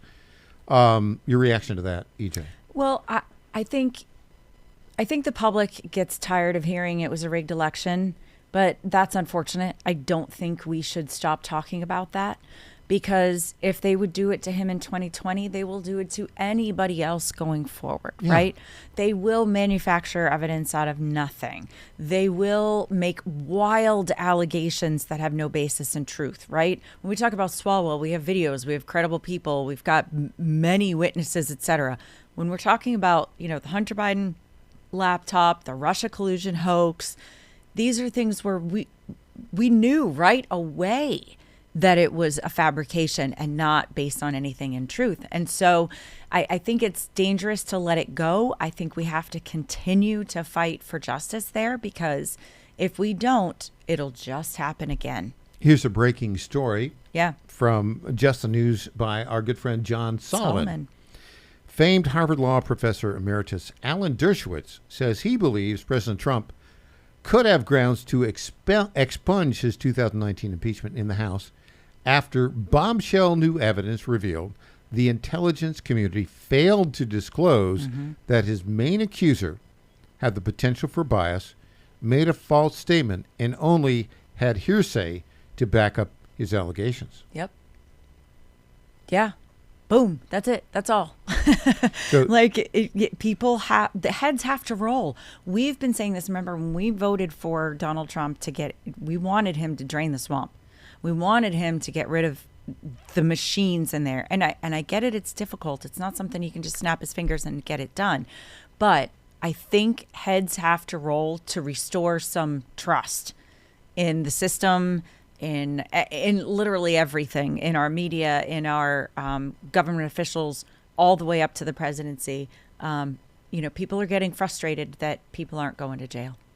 So, Dershowitz, for most of his life, was a Democrat, but he defended President Trump at the impeachment trial. He said, quote, "It would be an interesting novel approach for Trump to go to Chief Justice John Roberts, who presided over the case where he was acquitted, or Congress, and ask for the impeachment to be reversed because the defense team was denied the right to confront his accusers with exculpatory evidence." Now, we've done an entire documentary on how the deep state did take down Richard Nixon by a dozen violations of the due process rights of the president and the Watergate defendants on the cover-up who were convicted. This looks like a denial of the president's due process rights. Sure does, actually, now that you put it that way. And you would know, because you've got the law background. Well, training. Let me just say this, and I said this to the Attorney General when he was sitting in your seat earlier.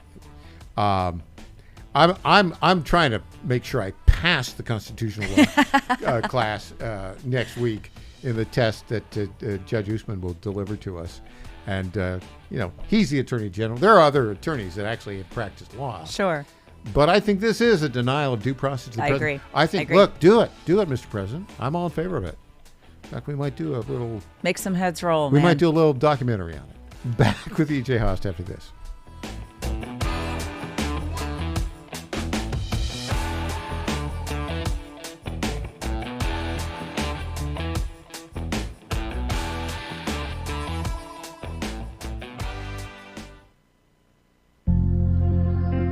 Ponder this. Imagine for a moment that you are lying on your deathbed. This is a great exercise to do each day in preparation for your very last day on Earth. Think about the tests you've ever taken, the job interviews you've had, and the many life celebrations you've been a part of.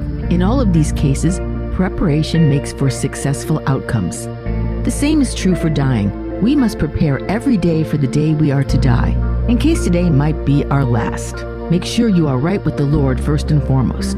If you are a Catholic, make sure you are in the state of grace by receiving the sacrament of confession often. Next, make sure you are right with your family, friends, and all those who are in your world. Apologize to those who have offended you and mend relationships that need healing. Make each day a preparation for your last day on earth, because it just may be. I'm Susie Kelly, and I am passionately Catholic. The J. Fred Media Menu, now serving hot takes of Rob Carson. I want to talk a little bit about this transgender Canadian shooter. This is a tragedy, but I'm telling you, it doesn't help to avoid, because you're afraid of offending, the massive signs that this kid was going to do something. We are finally, I think, getting back to the fact we can say that boys who think they're girls, maybe there's something wrong. The Rob Carson Show, weekdays, noon Eastern, 11 a.m. Central on J. Fred's Media Network. Hey folks, Al Green here for SatPhone. When you're on the go, you want to know you're connected. If it's a family vacation or an off-the-grid escape to a remote destination, having reliable communication helps you feel safe and secure. You can't afford to find yourself in a dead zone. That's why you need SatPhone. SatPhones are reliable, durable, and give you global coverage. If you can get outside, you can get in touch. It's that simple. Make calls from your SatPhone to any regular cell phone in the United States. The phones are $1,500 value, but you can get yours free. Just sign up for a 15-month plan, $94.95 a month. Get 150 minutes monthly that roll to the next month. Go 3 months without using them, that's fine. Yes, 3 months, 450 minutes, all yours. Visit SAT123.com or call 855-980-5830. SAT123.com, 855-980-5830.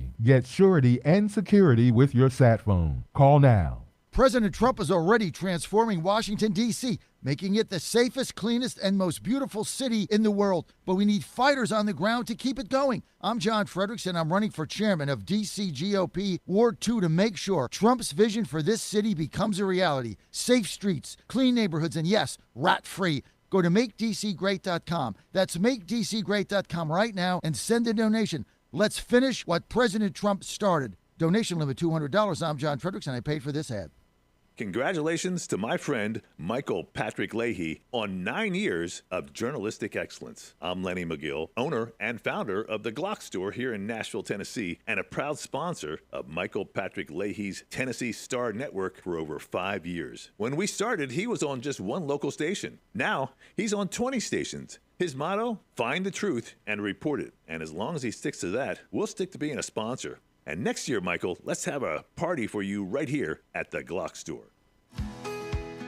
This is State Senator Mark Pody. Government is limited to what it is supposed to do. One of the things that is critical that we're supposed to be working on is transportation. Here in Middle Tennessee, our roads need more help.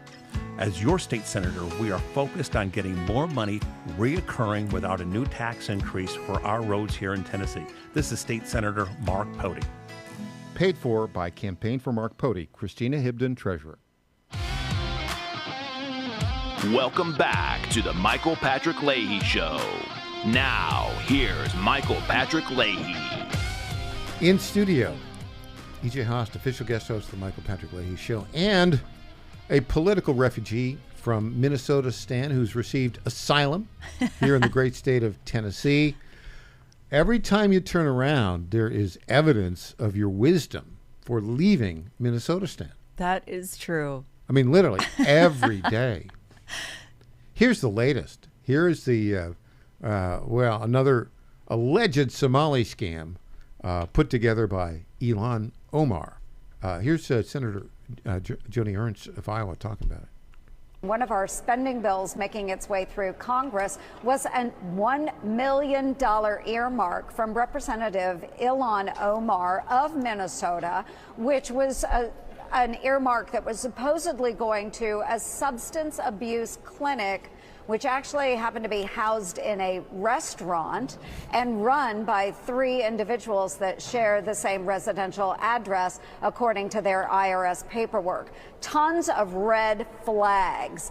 So this is what we saw with the fraud involving the daycare centers. Now we see other earmarks coming directly from members of Congress where it seems fraud is being perpetrated as well. So I raised the issue, and fortunately, the House has now stripped that earmark out of that spending bill. But again, this is how easy money has been flowing to bad actors in Minnesota. You know, do you get the impression, EJ, that the entire federal government is structured so that Democrats can steal money from taxpayers? Democrats and Republicans. I'll go with that. Let's not pretend we're immune, right? On the right side of things. Here's what I find interesting about this clip. Number one, am I glad that Ilhan Omar is being called out for this clear helping out a friend? Wink and a nod, right? Mm-hmm. Like trying to make sure that, and who knows, they could be related, they could be friends, it could just be somebody who donated to her campaign. This is kind of how they launder the money, right? Mm-hmm. Like they get something to go through, they get some sort of a grant, either state or federal, they get the $1 million and then like half of it goes to, you know, Omar's campaign or something along those lines, right? But what I find rich and really interesting, secondly, is that Joni Ernst, decent Republican. I will say decent. I don't think she's great, but I'll bet you there's been some sort of allocation somewhere in her district that went to somebody she knew. That was some sort of a special interest group or whatever. So we have to be really careful here because, yes, it's happening everywhere. It's on both sides of the aisle. I'm not calling out Joni just all by herself. It happens in every district. I mean, really, it is rampant. So am I glad that they caught this one with Omar? Absolutely. But do you remember, like so many months ago, there was something in there in a spending bill that was going to help pay for the law or the legal battle for a couple of senators, right? And Marsha Blackburn and Bill Hagerty were part of that. And then they had to strip that out of there. And they claimed, you know, that they didn't even know that that was in there. Well, that's how things get done. They slip it in. They think it's sneaky, or they think that nobody will notice, right? And then this money just flows. So our entire system is set up in a way, like you said, that is designed to steal from the taxpayer and give to whatever that special interest is. A friend running a restaurant who's going to call it a medical facility, or, you know, somebody naming a bridge and they you know, well, we need the, I don't know, historical fund to get some money, you know, those kinds of things. So we have to strip back all of it. And that's why people have completely lost touch with Congress, and the trust is so gone. Isn't there something else very weird going on up in Minnesota? Oh, my word, yes. Have you heard what they're moving through the state legislature? So they've got a House and a Senate. You know, some places have assemblies and things like that. They've got a House and a Senate. And moving through both the House and the Senate right now in the state of Minnesota is the legalization of bathhouses and sex venues in Minneapolis. Are they trying to turn it into Amsterdam? They literally said families have been using bathhouses in the Duluth area for years as one of the justifications for families. We have families in bathhouse. What is wrong with Minnesota? You all have lost it. Get out now. If you are a normal human from the state of Minnesota, get out now. Protect yourself. I mean, I think it's gone. It's a nightmare. Yeah. Nightmare. I could not be happier that I left that godforsaken place. Is it worse than California now? Oh, absolutely. Really? I said that during COVID, you know. Is it the worst state in the union to live in right now? It could be. I mean, it's very expensive. Is there a state worse than Minnesota? I don't know. Like, I freedom and liberty. Maybe Massachusetts. Maybe. Right. Michigan is getting close.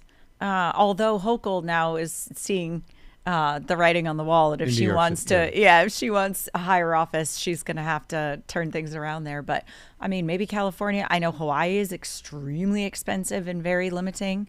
But right now, at least they have volcanoes and beaches. We ought to do like a survey of the worst states to live in.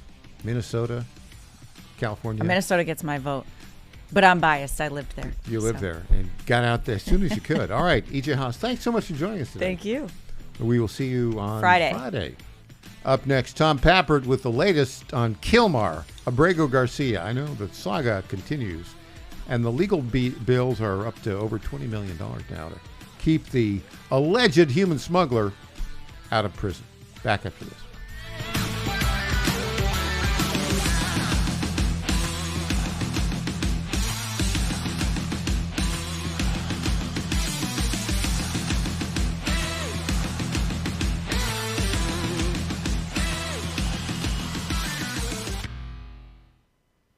The Cats and Cosby Show. It's the top news of the day. This show knows things before anybody else is transmitting it. I said 5 minutes after we make a deal, the price of crude oils can go down $20 a barrel.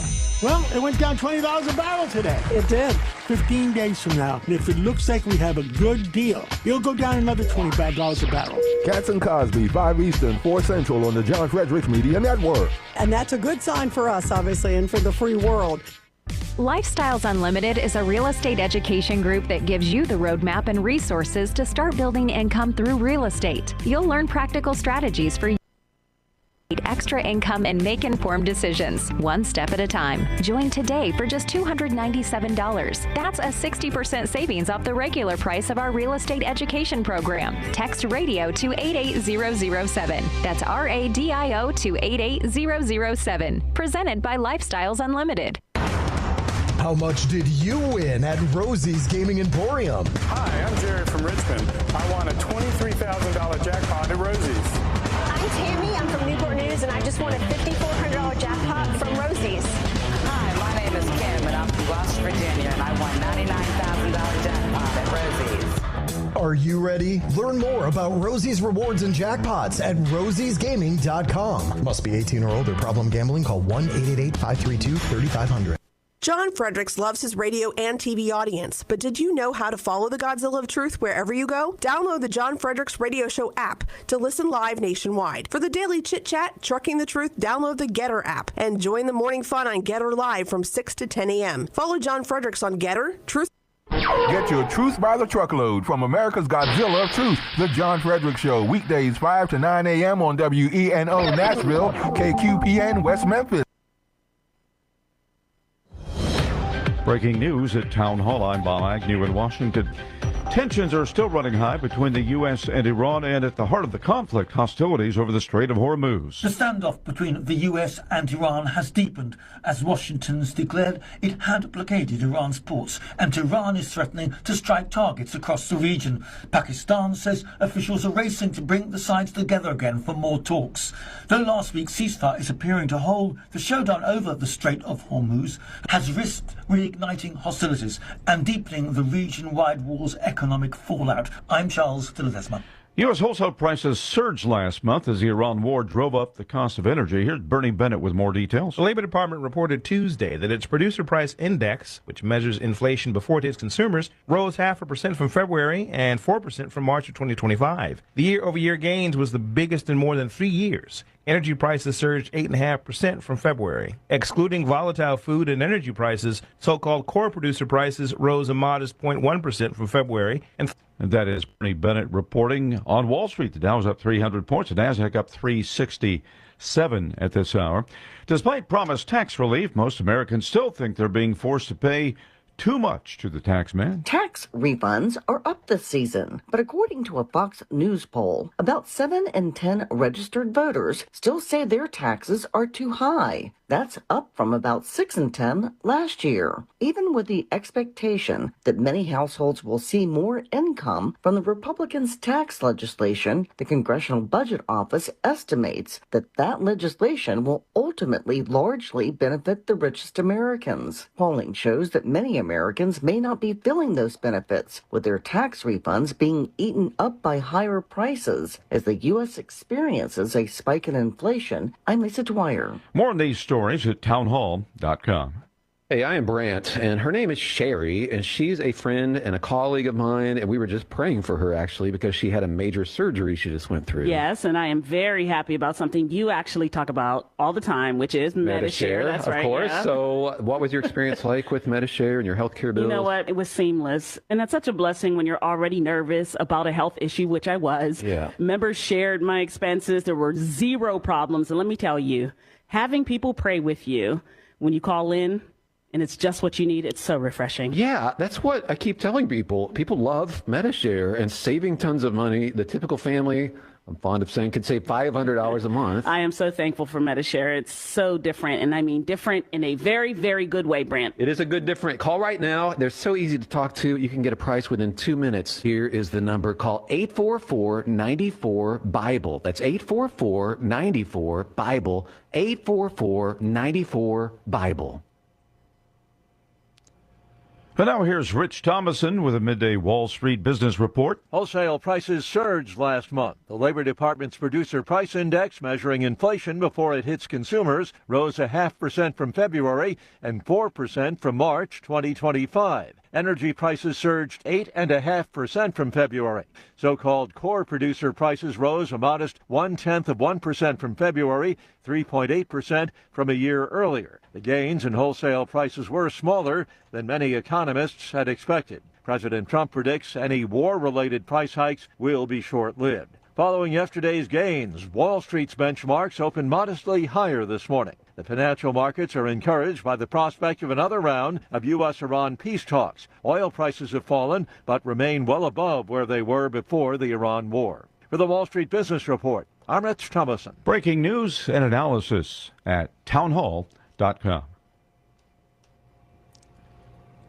The U.S. is joining some combat drills in the Philippines. Officials say more than 1,700 American and Philippine military personnel will participate in one of their largest annual combat exercises in the country. That underscores the U.S.'s continuing security commitment to Asia. During the maneuvers taking place April 20th through May 8th, Japanese forces will fire a missile in a ship-sinking exercise in northwestern Philippine waters facing the disputed South China Sea. China has opposed combat drills, especially those involving U.S. forces in the region. That is Julie Walker reporting. A raffle in Paris today offering one person a chance to win a $1 million portrait by the Spanish artist Picasso for the price of a €10 bill. That's about $120 worth. The proceeds going to Alzheimer's research, and drawing set for today at Christie's Auction House in Paris. You'll find more on these stories at... It's the Michael Patrick Leahy Show, broadcasting live from downtown Nashville. Now, here's Michael Patrick Leahy. Welcome back to the Michael Patrick Leahy Show. We are joined on our Newsmaker line right now by the Dow Prize Award winner for the best local journalism in the country, with a prize that he won along with yours truly and our executive editor Christina Botteri, our lead political reporter at the Tennessee Star and the Star News Network, the one, the only Tom Pappert. Good morning, Tom. Good morning, Michael. Well, there they go again. We have yet another story in the long, unending saga of Maryland man, illegal alien, Kilmar Abrego Garcia. What, Tom, pray tell, is the latest?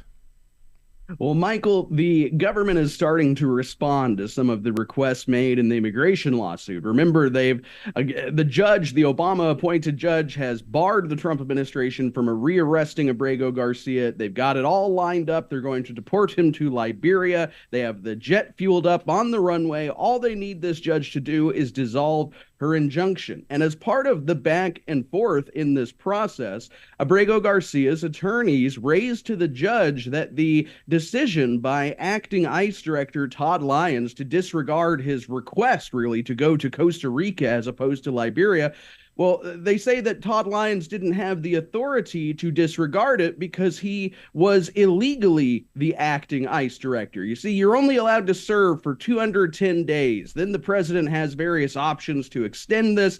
Really, you can get it up to about 2 years, but they never did this for Todd Lyons. And so Abrego Garcia, apparently with his fleet of lawyers, remember, these are the best lawyers in the country, not even just for immigration, in general. They apparently missed this, Michael, because the Trump administration replied yesterday to notify his, again, legion of lawyers that acting director Todd Lyons is no longer the acting ICE director. In fact, he has a new title. He is the senior official performing the duties of the director for the director of ICE.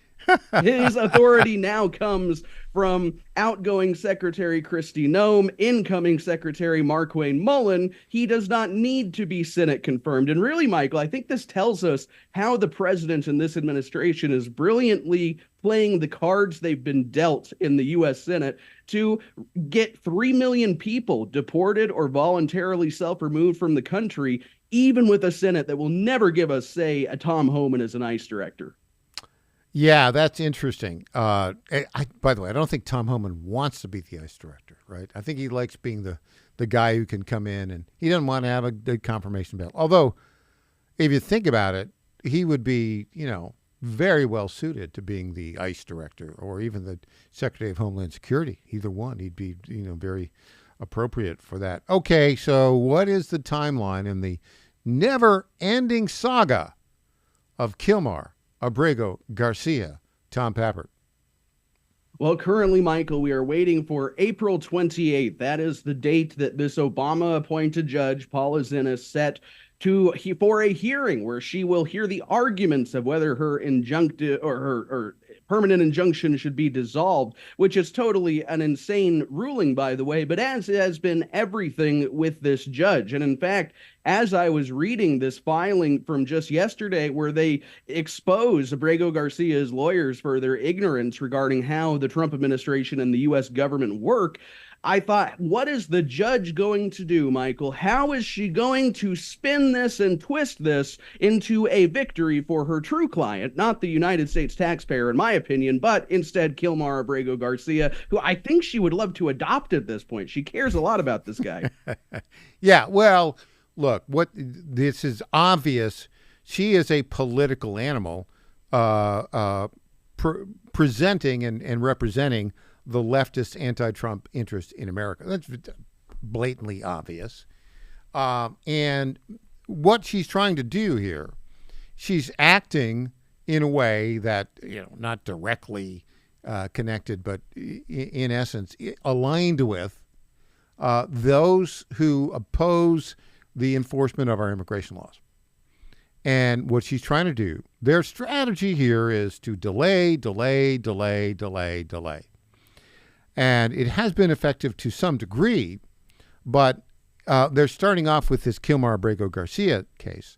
And the reason they're fighting so tenaciously to keep him here in the United States, in my view, violation of our immigration laws, is because as long as he's here, all the other cases are kind of like the next level, and they don't get the attention that they should. That's really the whole thing. This is all about delay. Your thoughts, Tom Pappert? Well, I think it is a delaying tactic, but I think the goal may be a little bit more complex. I think it's because when the average Trump voter hears Kilmar Abrego Garcia, they want to scream now. They think, my goodness, we've been fighting this. We've been hearing about this for well over a year. How come you cannot deport an illegal alien that's been in the country since 2012? And I think it is demotivational to many people who maybe don't listen to this show. So they don't know that even while we're fighting this frustrating case, the administration has also deported 3 million people. They've also had all of those 3 million deportations from the interior of the country and not border turnaways like Biden and Obama. So in many ways, the Trump administration is accomplishing its immigration agenda and doing it in record time, faster than Eisenhower did all those decades ago. But because of Kilmar Abrego Garcia, their cause celeb, there's people in the MAGA coalition who think it's not happening. Yeah. Oh, okay. Now let's look at the case, the criminal case against him in Middle Tennessee court. Judge Waverly Crenshaw has been contemplating whether this is, quote, vindictive prosecution, which it's not. It's obviously not. But he is entertaining that thought. He still has, what's the timeline on when he's going to make the announcement as to whether or not this is vindictive prosecution of Kilmar Abrego Garcia? We saw the filings go in last week. We held the hearing last month. So now we are simply waiting on the judge to announce his decision. And in previous critical junctures like this, we've seen it take quite a while. I would not be surprised if it goes into May before we get an announcement from this judge, who, by the way, we should just note for our listeners, they're probably tired of hearing this a little bit, but another Obama-appointed jurist. In fact, I don't think Kilmar Abrego Garcia has ever met a judge that was not appointed by Barack Obama. The sheer luck this guy has is unbelievable. But, Michael, I think there's a real chance that Abrego Garcia could be heading to Liberia by time Crenshaw decides what to do with his case, the federal human smuggling allegations in Tennessee. Okay, so that's the April 28th thing. We'll see how that Judge Zinnes handles that. The Liberia versus Costa Rica thing, is this basically just a power play situation between the Department of Justice, Homeland Security, and the immigration attorneys for Kilmar Abrego Garcia?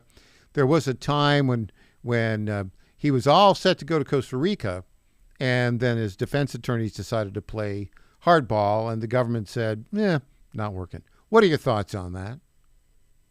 I think there's a concern at the Department of Justice, and probably more so at ICE and DHS, that this would create a precedent of allowing aliens to pick the country where they are deported. And you could imagine that if we allowed such a thing to happen, say illegal aliens, perhaps the government should change in Mexico, and it becomes even more hostile to the United States, and we start getting illegal aliens who want to go to Mexico because perhaps they could easily re-enter the United States. So I think that this would set a bad precedent, first of all. Second of all, Brad, I think that Todd Lyons makes a good argument. Abrego Garcia's immigration case occurred in 2019, the time when he should have notified the court that he preferred Costa Rica as a designated country for removal. Well, that was in 2019. He's himself played these games. Remember, the deportation order issued in 2019 was deemed by Zinnes not a real deportation order because it was missing some magic words. They fixed that, and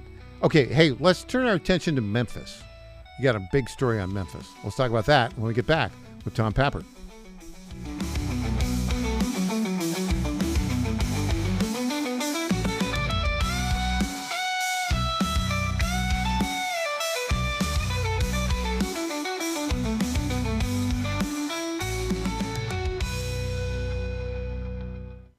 Hi folks, John Fredericks here for Freedom Alliance. Veterans are still struggling with the wounds of war. They came home with injuries that changed them forever. The flag-burning troublemakers in our streets remind me how fortunate we are to have patriots who served and fought, sacrificed, and never complained. We need to support them through organizations like the Freedom Alliance. It's Military Appreciation Month and time to support those who serve. Freedom Alliance is caring for combat veterans and military families. Combat veterans fought in the worst, most dangerous places on earth. Freedom Alliance takes them to nature's most relaxing locations so they can heal. Freedom Alliance gives injured troops mortgage-free homes, new cars, and all-terrain wheelchairs. For wounded vets, there's nothing like the stability of your own home, the reinsurance of a reliable vehicle, or the independence of a wheelchair that navigates snow, ice, beach, pasture, or most any terrain. Let's fight for those who fought for us. Go to freedomalliance.org/Godzilla and make a monthly gift that will improve the life of a military hero. That's freedomalliance.org/Godzilla. Make a contribution today. If you're like me, most moms find it difficult to prioritize self-care. Hi, it's Colleen, Program Director at the John Fredericks Media Network. With the demands of programming 13 radio stations, it's easy to forget about the things I should do for myself daily. And that's why I started with our company's Women's Challenge with Native Path Collagen Peptides. It's affordable and convenient care in just one scoop a day. There are so many incredible health benefits like bone and joint support, metabolism booster, and hair, skin, and nail improvement. I like to take a moment each day to prioritize myself and indulge in the health-boosting benefits of Native Path Collagen Peptides. I love mixing it up with all the different smoothie recipes, too. Learn more about Native Path Collagen Peptides and read 7 important reasons why you should be taking collagen peptides at getnativepath.com/Godzilla.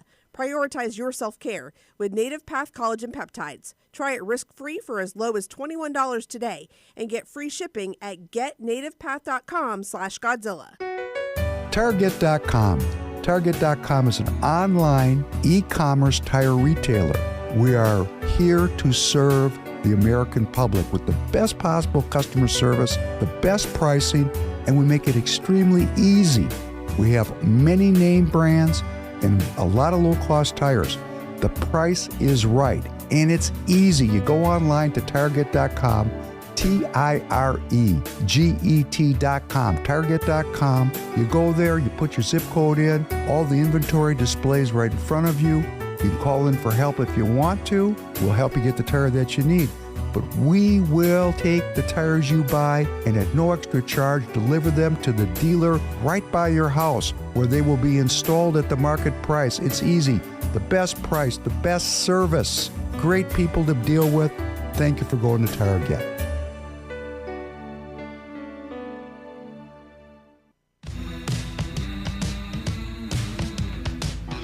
Welcome back to the Michael Patrick Leahy Show. Now, here's Michael Patrick Leahy. Welcome back. Our guest, the one, the only Tom Pappert, our lead political reporter at the Tennessee Star and the Star News Network. Tom, let's talk a little bit about what's going on in Memphis. Before we get into that, is there any more consistent, persistent champion for making Memphis matter than State Senator Brent Taylor?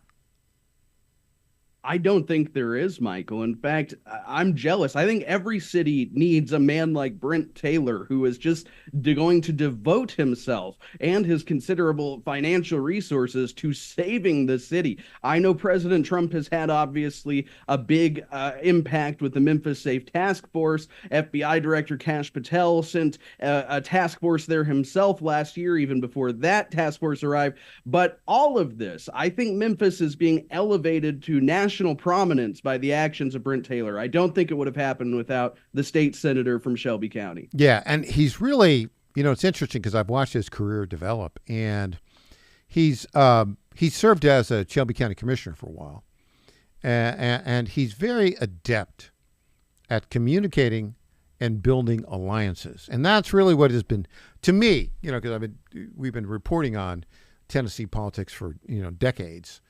That's what's been missing in Memphis. Memphis has not had a statewide champion in the way that Brent Taylor's been a statewide champion. And Memphis has not really had the kind of communicator that Brent Taylor is. And it's worked out pretty well because we said the other day, who's more interesting to listen to in politics than the trio of Tim Burchett from Tennessee, John Kennedy, senator from Louisiana, and State Senator Brent Taylor, always makes it interesting. And his communication game has really, really stepped up. I mean, he has learned how to use social media in a very significant way. Having said that, as a setup, so let's talk about your story from yesterday. Headline, Memphis Safe Task Force records 51 arrests in one day as Tennessee General Assembly passes the District Attorney Accountability Bill. Talk about the arrests, and then let's talk about what that bill is and what it means for Memphis and for other places in the state. Well, Michael, if you are a criminal in Memphis, Tennessee on a given Thursday, you had better get under a rock and hide, because it seems every Thursday the Memphis Safe Task Force announces a massive amount of arrests. This is the highest I've seen. They previously caught 48 in one day. They previously caught, I think, 37. But this last week, this previous Thursday, they arrested 51 people in a 24-hour period. And this is because of the task force. It was announced by the U.S. Marshals Service Service, who noted that while some of these arrests happened in the city by Memphis authorities or authorities physically in Memphis, by interfacing with the U.S. Marshal Service, they were able to arrest an individual wanted in Memphis who was found in St. Louis, Missouri. So it's really stepped up the ability not just to fight crime in the city, but across the nation. And by the way, the Marshals report that task force members have made over 8,000 arrests in the city of Memphis. All Memphis law enforcement, according to the city, have made more than 10,500 arrests. That's all since September of last year when the task force deployed. And it's been effective. As I said, we've seen the lowest reported crime rate since 2001. Brent Taylor, again, got the Tennessee Bureau of Investigation to verify those numbers are accurate and not being manipulated by the city. But he's been warning since at least October that there is a weak link in this system, in the Memphis Safe Task Force, and it has a name. Its name is Shelby County District Attorney Steve Mulroy. And Mulroy is, of course, a endorsed Soros-supported district attorney. He regularly makes alliances and agreements with reformative justice organizations. Taylor tried to get him removed about a year and a half ago. He narrowly survived that attempt. Well, now yesterday, or last week rather, the Tennessee General Assembly has officially passed the Memphis Safe Task Force District Attorney Accountability Act. It's a mouthful, but what it does is it will require Mulroy or any other local district attorney who happens to get a Memphis Safe Task Force case to file a report with the Tennessee District Attorney, the District Attorney's General Conference, the Speaker of the State House and State Senate, as well as the local U.S. Attorney, anytime they try to modify the charges brought to them through the task force. So if they enter into a plea agreement, if they lower or modify the charges, if they decide not to prosecute altogether, which is something Mulroy is regularly accused of doing, now a report is going to go to all of those bodies who then can, if they feel like it, refer this to the Board of Professional Accountability and create a new series of complaints that could potentially result in the district attorney's removal. Yeah. Now, what's interesting about this, Tom, for those who may not be familiar with how crime is prosecuted in the state of Tennessee, it's this way. The Attorney General does not prosecute local crimes. The Attorney General is appointed to an 8-year term by the governor, but by the Supreme Court, rather, here. And usually they follow the advice of the governor. Our current Attorney General has been in, I think, 3 years, and now has 5 more years in that term. But the state of Tennessee has 32 judicial districts and 32 elected district attorneys. Now, in some cases, and we have 95 counties, in some cases, the district attorney just represents one county. So, for instance, the Davidson County District Attorney, Glenn Funk, just represents Davidson County. That's Nashville. Shelby County, it just represents Shelby County in Memphis. That's Steve Mulroy. Williamson County has its own district attorney, for instance. But most of the other district attorneys there are combined with several of the counties. Now, here's the truth of the matter. Perhaps the most powerful political position in the state that is not the governor or a United States senator is the local district attorney. Why? Because they're elected to 8-year terms. And it is the district attorney that decides whether to prosecute someone, whether to bring somebody's crimes to the attention of a grand jury, to secure an indictment, or most importantly, to cut a deal. Now, Tommy, you know this. I've told everybody this. They're probably tired of hearing it. But, I'm doing this night law school thing. And my least favorite course was criminal procedure, right? I don't know why. I just didn't like it. Constitutional law, civil procedure, I like those a lot. But here's one thing that I learned in criminal procedure. And by the way, do you know who the professor was last year in that? District was Attorney. It one of the judges? No, District Attorney Glenn Funk. My goodness. Well, I can't imagine why you disliked the class. No, he was actually a fine teacher, by the way. And it was co-taught with a fellow named Patrick Frog, who's basically heads up the public defenders, and he's a very fine teacher as well. But I think this is probably why I didn't like it so much. 95% of criminal cases end up in plea deals because the courts are all clacked up. This is a problem with Stephen Mulroy in Shelby. Tell us about that.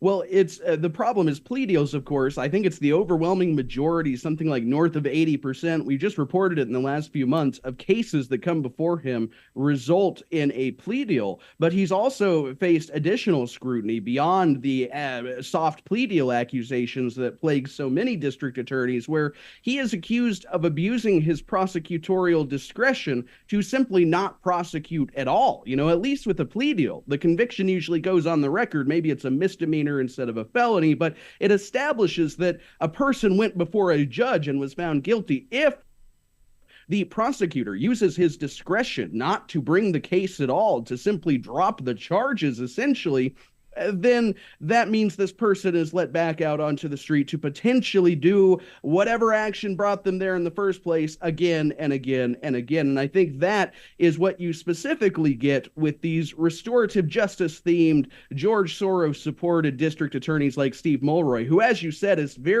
a very powerful position. And you have to give a certain amount of credit to George Soros for figuring this out, this loophole in the American justice system, that if you go to a relatively, in the scheme of the country, small place like Shelby County, help one guy get elected, you can fundamentally change the criminal justice system for the better part of a decade. Yeah, and the other deal about this guy is he was reelected to an 8-year term in 2022. So here we are, 2026. He's got another 4 years.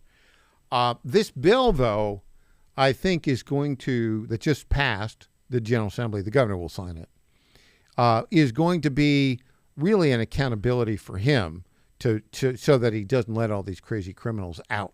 Your thoughts on that, Tom Pappert?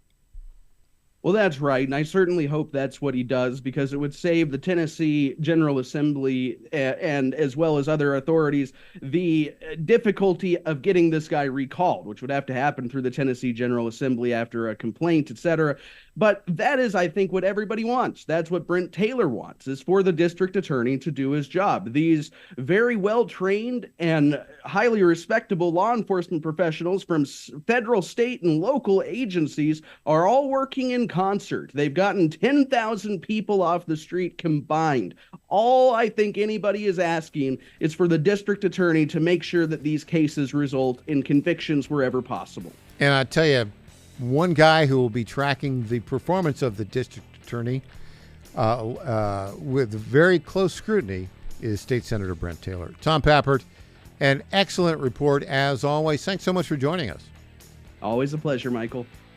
We'll turn the page away from Tennessee to Iran when we get back. Britt Hume and Tom Friedman have different views on the war. Back after this.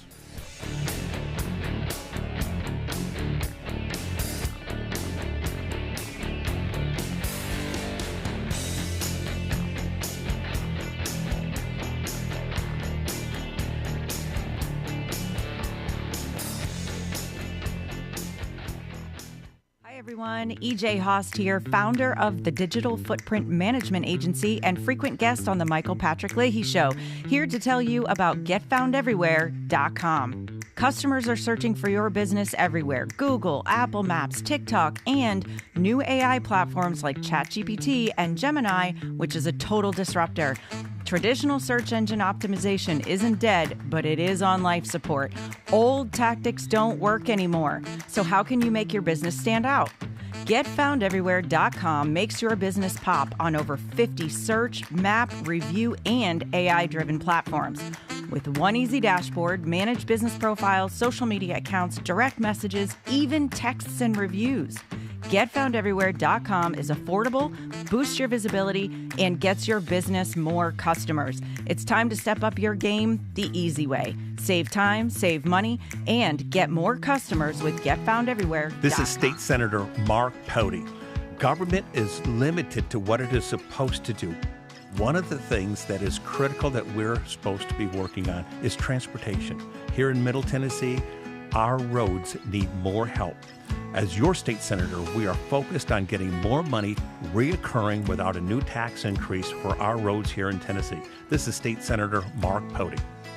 Paid for by Campaign for Mark Pody, Christina Hibden, Treasurer. I'm Lenny McGill, founder and CEO of Glockstore.com. For over 30 years, I've supported the Second Amendment rights of free men and women to protect themselves and their families with firearms. We offer the very best in both selection and prices on Glock handguns, custom Glocks, Glock magazines, and high-performance shooting accessories at Glockstore.com. We also have the finest retail showroom and our Shoot 270 shoot rooms right here in Nashville, Tennessee. Come visit us at Glockstore.com, and you'll be glad you did. My fellow Americans, my good friends, I've known them for a long time, at D.T. McCall & Sons have the deal of a lifetime for you, and nobody knows deals like I do. That much I can tell you. Nobody knows deals like I do.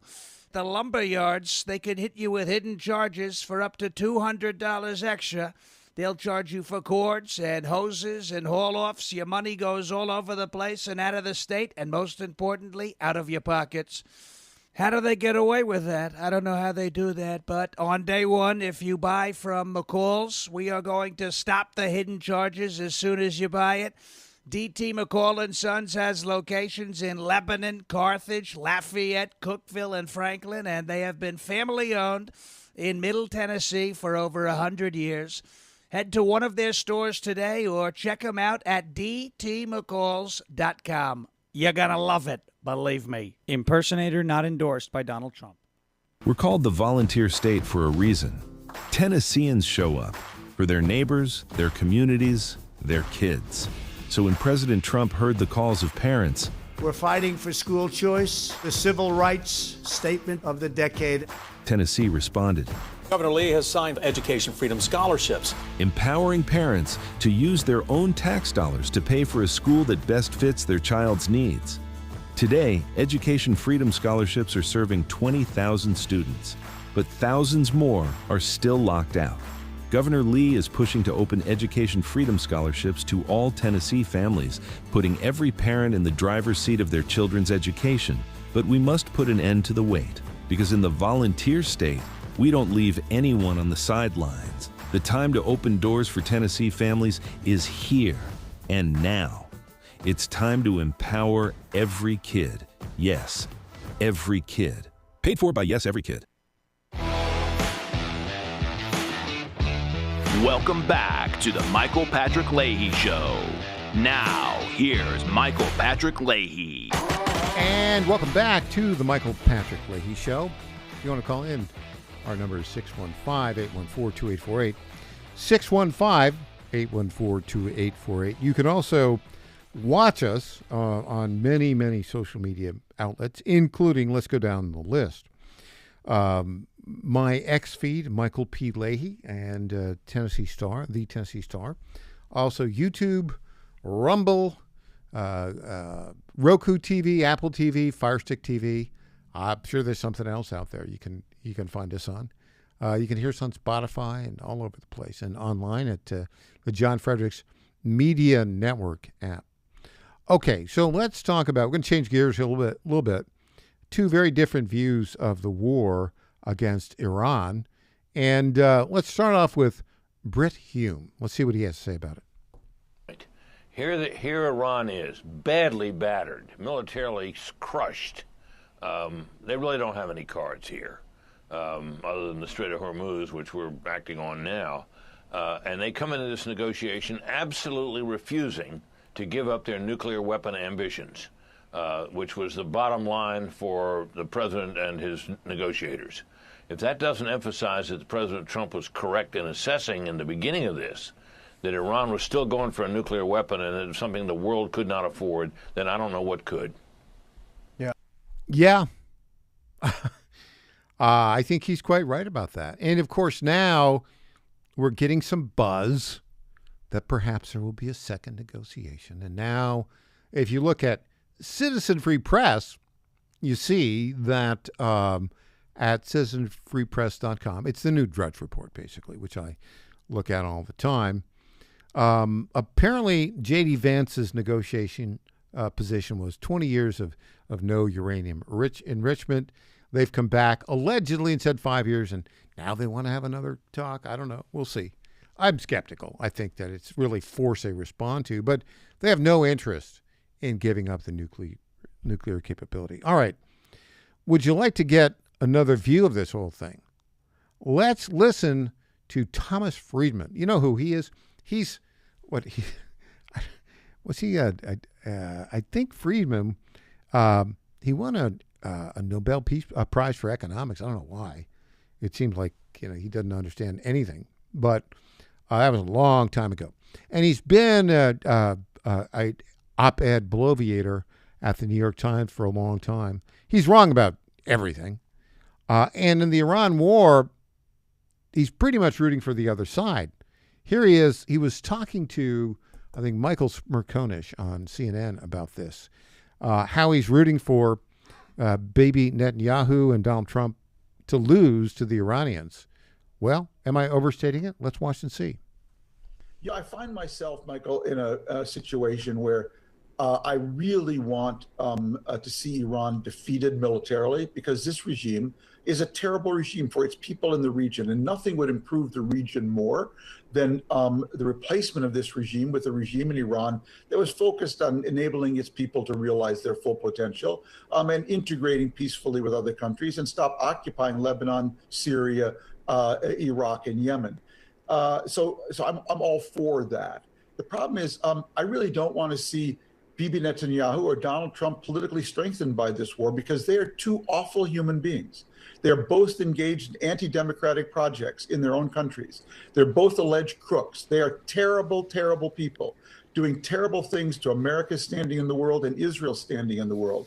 And so I really find myself torn. I want to see Iran militarily defeated, but I do not want to see these two terrible people strengthened. Oh, he just said it, right?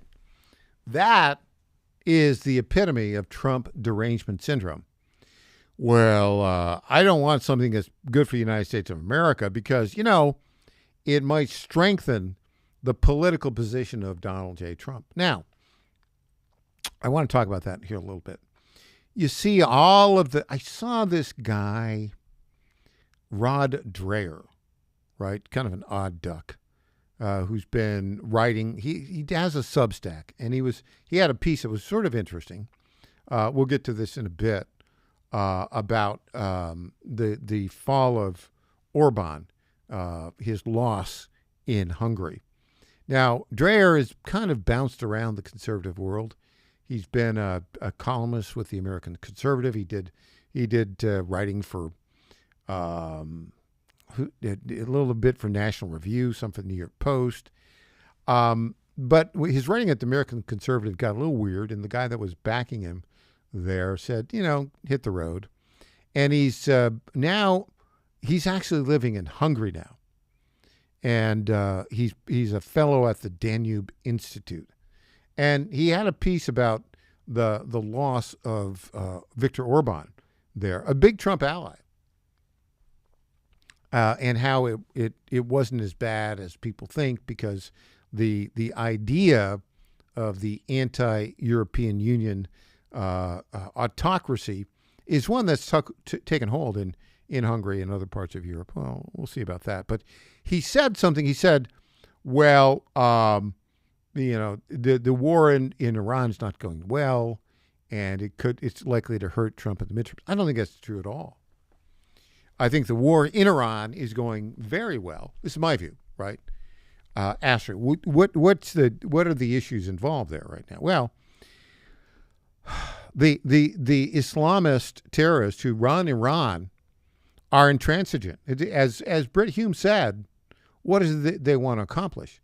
Well, they want to get nuclear weapons. And what would they do with nuclear weapons? They would basically blow up European capitals. If they could reach the United States, they'd blow up American cities, and then they'd kill all the Christians and turn the world into an Islamic caliphate. That's what they want to do. Hello? That's clearly what they want to do. Now, right now, we've got interesting things going on here in the way the war has been handled by President Trump, the way it's been prosecuted, if you will, if I can use that term. Now here the downside is we're now. He said originally it would be 4 to 6 weeks, right? Well, we're into the near the end of the 6th week, and it's not over yet. But I think it's close to being over. And I think there for a period of time, people thought, oh my gosh, they're going to shut off all the traffic from the Straits of Hormuz, and therefore gas prices will go up. And that's where the Iranians have a comparative advantage. Not so much. The naval blockade is really going to end all that. Why? Because he's starving them of money. They need money for all this stuff. The blockade is working, and I think now we are just 1 week, a little less than a week into this 2-week ceasefire. Who's better off today than they were a week ago? Well, the United States and Israel are better off. That's very clear. And I think we're going to end up with some kind of resolution here. In the end, you're going to have a situation where this regime falls. Maybe not in the current hostilities, but ultimately that's got to be the case. Why? Because they demonstrated what they want to do. They want to use nukes to basically take over the world. I mean, it's almost like it's a bad Austin Powers movie, but that's what they want to do. Hello. And so the president is really pursuing the very best agenda. Now, related to that, I want to talk about this, the Orban loss in Hungary. Now, I'm just looking at this from an American domestic policy perspective. I'm not a foreign policy guy. I'm not a military guy. But I do know American domestic politics. And I think all of this brouhaha that this war is lasting longer and it's, the Iranians are going to end up doing well. I think that's not the case at all. And I think the consequence of this is going to be, in the end, gas prices will come down. They'll free it up. And Trump's going to, I think, the United States is going to have a clear victory here. Having said all that, I was a little surprised by the results of the election in Hungary. And, J.D. Vance was there, and J.D. Vance went, and Viktor Orban is a big ally of Donald Trump, and they kicked him out. They actually kicked him out. The voters in Hungary kicked him out in a landslide. It's like 53% to 36%. And they've ended up picking as their new prime minister an ally of George Soros. Here's what J.D. Vance had to say about that. Also campaigned for Viktor Orban in Hungary, and he lost that race, defeated after 16 years in power. Your thoughts about whether it was worth it to go support Viktor Orban in that race, considering he lost significantly, and he's one of the only European leaders who supports Vladimir Putin? Well, first of all, Brett, I think that Viktor Orban's a great guy who's done a very good job. I think that his legacy in Hungary is transformational, 16 years fundamentally changing that country. But one of the reasons why we decided to do that, Brett, is not because, we can't read polls. We certainly knew there was a very good chance that Viktor would lose that election. We did it because he's one of the few European leaders we've seen who's been willing to stand up to the bureaucracy in Brussels that has been very, very bad for the United States. So, for example, when you see a European bureaucrat go after an American company, sometimes the only vote no, the only vote to protect that American interest has been Viktor Orban. We didn't go because we expected Viktor to cruise to an election victory. We went because it was the right thing to do, to stand behind a person who had stood by us for a very long time. So this wasn't about Russia, and fundamentally it wasn't about Europe. It was about the United States and the fact that he's been a good partner to both me and the president personally, but also to the United States. I'm sad that he lost. We'll work very well, I'm sure, with the next prime minister of Hungary. But it wasn't a bad trip at all, because it's worth standing by people, even if you don't win every race. That is well said. And I would say that kind of defines the American foreign policy under Donald Trump. Stand by your friends. There's also a message there for NATO. Because NATO, they want our help when they're in trouble, But when we need assistance, not so much.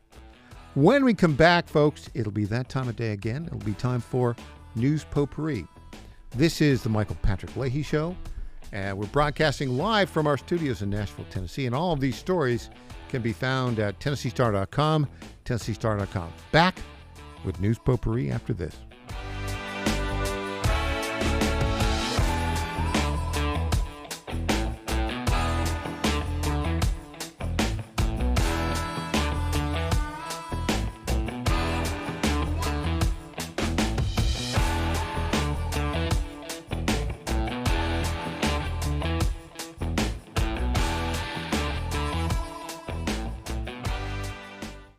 Tom Carmichael, CEO of Soul Tea, a supplement to help you have a healthier heart and stronger cardiovascular system. At Soul Tea, we regularly get emails from our customers telling us how Soul Tea has helped them. Like this one from Kelly. Hello, I'm 58 years old and have had high cholesterol for years. I wanted to stay away from prescription drugs. My husband and I have been using Soul Tea for about 13 months. My results have been amazing. My cholesterol levels went from 291 to 129. I am so impressed with Soul Tea and want to thank you. Now, in my own case, my bad cholesterol dropped from 130 to 89, and that was 20 years ago. I'm 75 years old and I take 0 prescription drugs. To get a great deal on Soul Tea, please go to GodzillaHeart.com, and when you check out, use the code Godzilla to get our best deal, which is 50% off your first shipment and then 3 bottles for the price of 2 thereafter. You don't have to live with a broken heart. Do you suffer from Try declining Soul bone Tea and today. joint health? Hi, it's Tina with the John Fredericks Media Network. And when I heard about our company's Women's Challenge, I jumped on the opportunity to test this amazing supplement that's already restoring my bone density, soothing my joint pain, and helping me regain lost mobility. I've experienced so many benefits in such a short time with Native Path Collagen Peptides because they support my bones and joints, boost my metabolism, and unleash the most radiant skin and hair since my 20s. In just 2 weeks, my knee stiffness is gone, and I'm already hitting the gym more aggressively. And I get so many compliments on my glowy skin and shiny hair. Native Path Collagen Peptides are so easy to take. They're tasteless, odorless, and mix great with my morning coffee. Read thousands of 5-star reviews at getnativepath.com/Godzilla. Level up your self-care with Native Path Collagen Peptides. Try it risk-free for as low as $21 today. And get free shipping at getnativepath.com/Godzilla. In 2008, the amount of concentrated time people could spend on a task without becoming distracted was 12 seconds. 5 years later, it was only 8 seconds, 1 second less than a goldfish. If you're often distracted or have trouble recalling information, you're likely to fall behind in the demanding, fast-paced 21st century. In other words, brain performance is more critical now than ever. Boost your brain power with Healthy Cell's Focus Plus Recall.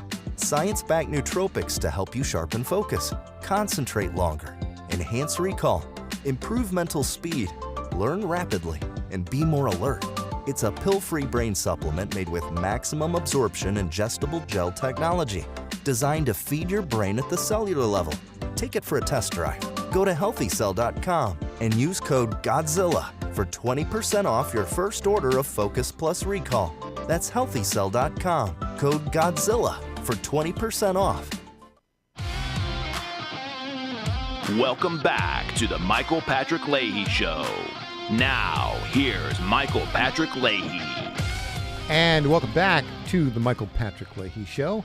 It's that time of day again, folks. It's time for News Potpourri. Yes, ladies and gentlemen, News Potpourri. This is the portion of the program we talk about those zories that are of note, don't necessarily merit a full segment, and may have a touch of irony. Well, here's one. Zoran Mamdani. Remember, he was going to do all these free government-run grocery stores because, nothing says confidence in somebody's ability to run a grocery store like a guy who's never had a job in his life. They're running into a little bit of a problem here now. Here we go. Let's play this clip right now. Zoran Mamdani moving ahead with his plan to open government-run grocery stores, announcing the first of 5 sites will be up and running next year. Fox Business correspondent Madison Allworth reports live from our New York City newsroom. A lot of people are saying it takes a year to open a grocery store. And a lot of money, too, John. This first store is going to cost $30 million. That's nearly half of the $70 million budget that Mayor Mamdani has proposed for all 5 city-run grocery stores. He announced this first one last night at his 101st day celebration. The store is going to be located in East Harlem in La Marqueta, and the plan is for it to be open next year. We are building a brand new store on city-owned land currently sitting empty in East Harlem. A neighborhood where nearly 40% of households receive public assistance or SNAP in the past year. Because it's on city-owned land, they will not have to pay rent on the property.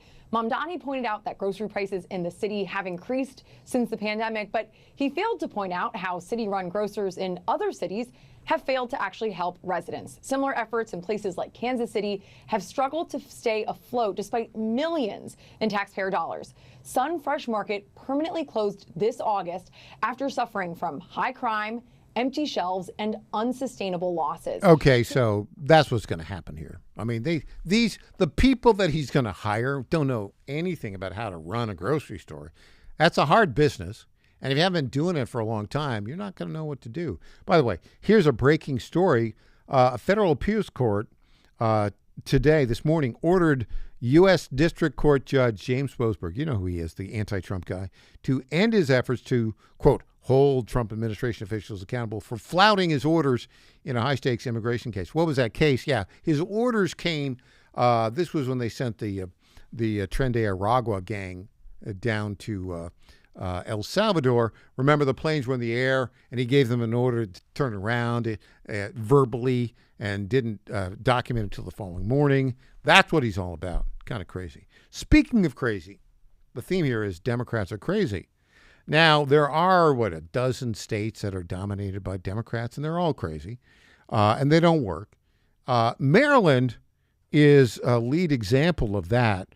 This was the Maryland state legislature the other day. Well, let's watch this. I'm just trying to understand what that means. If a trial judge orders the remedy as a tested method of voting that has already been used in the state of Maryland, that's totally fine, and the county cannot object or veto the use. But if a judge wants to use an untested voting method that's never been used in the state or municipality before, then the county will have an opportunity to veto it. Okay, thank you. Speaker. Yes. I'd like to call the previous question. No. So we got here. We are standing. We're being recognized here, Madam Speaker. I'm standing on this bill. We debated this thing we are for being 20 recognized minutes. here on this bill. Debate bills, not call the previous It's question. not debatable. Previous question is not debatable. The question before the House is to move the previous question. All those in favor signify by saying aye. Opposed, no. You must take a roll call vote. Clerk will call the roll. Madam Speaker. Madam Speaker. Madam Speaker, explain my vote. Explain my vote, Madam Speaker. Explain my vote. Explain my vote. Explain my vote, Madam Speaker. Okay. The clerk will call the roll. It's a courtesy. Madam Speaker, explain. Madam Speaker. Okay. There being 89 votes in the affirmative. Okay, so what's going on there? They're trying to jam through stuff, and they're violating Robert's Rules of Order, the Democrats. Are you shocked? You're not shocked, because that is what they do.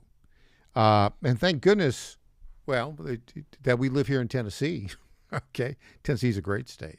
But some of our listeners live in Virginia, which is what's gone on with Virginia. That's kind of got crazy. Speaking of crazy and lacking knowledge, so Al Sharpton, who still owes the federal government like $2 million in back taxes, but apparently he's one guy that the IRS has never called to pay up.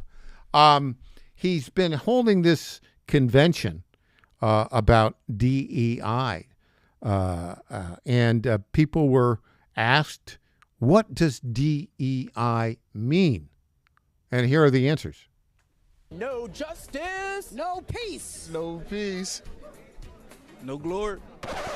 No peace. It's no peace. Oh, no peace. What does it mean? No justice, no peace. Oh God. It basically means I don't want to do this. I'm scared. It just means something like that. No justice, no peace. Well, break it down for me. I'm going to break it down just like this. No justice, no peace. Equality. Would you say we're all equal now? Of course. If we're all equal now, then what's with DEI? I can't really give you a profound answer on that. DEI will help you with all your work. They'll help you with your office work. Not AI, sorry. DEI. Okay, what's that? You tell me what that is. What is the DEI? DEI. DEI. What's the DEI? Is DEI a good thing or a bad thing? It's a bad thing. It is no equality. It is no fairness. It is no justice. Al Sharpton says DEI is great. Oh, okay. Well, if he says great, it's great. Okay.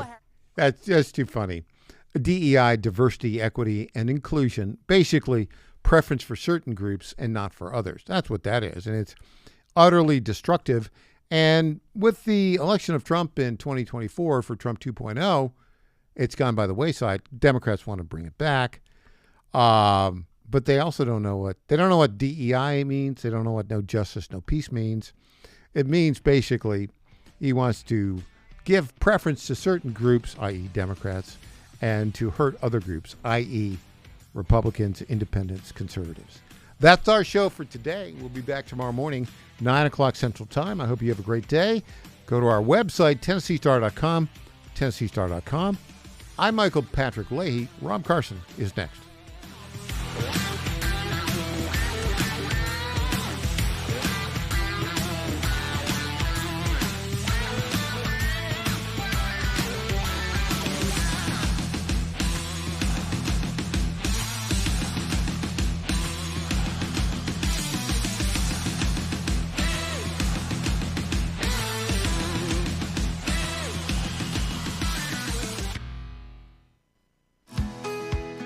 This is State Senator Mark Pody.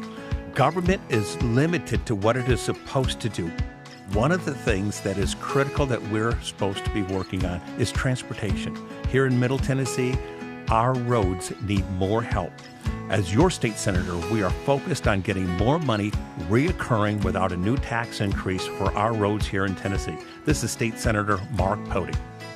Paid for by Campaign for Mark Pody, Christina Hibden, Treasurer. Hey there, it's Lenny McGill, founder and CEO of GlockStore.com. For over 30 years, I've supported our Second Amendment rights with GlockStore.com, the world's #1 source for Glock handguns, parts, and accessories. I also support accurate, unbiased journalism like the Michael Patrick Leahy Show. His team broke the Kilmar Abrego Garcia traffic stop and was the first to obtain that video. Independent journalism at its finest. Visit us at GlockStore.com. Listen to Michael Patrick Leahy and make America great again. FlatFeeNashville.com is a full-service real estate brokerage that charges homeowners a upfront flat fee of $999 to completely list, market, and sell your home. We are all about saving consumers money, saving that equity.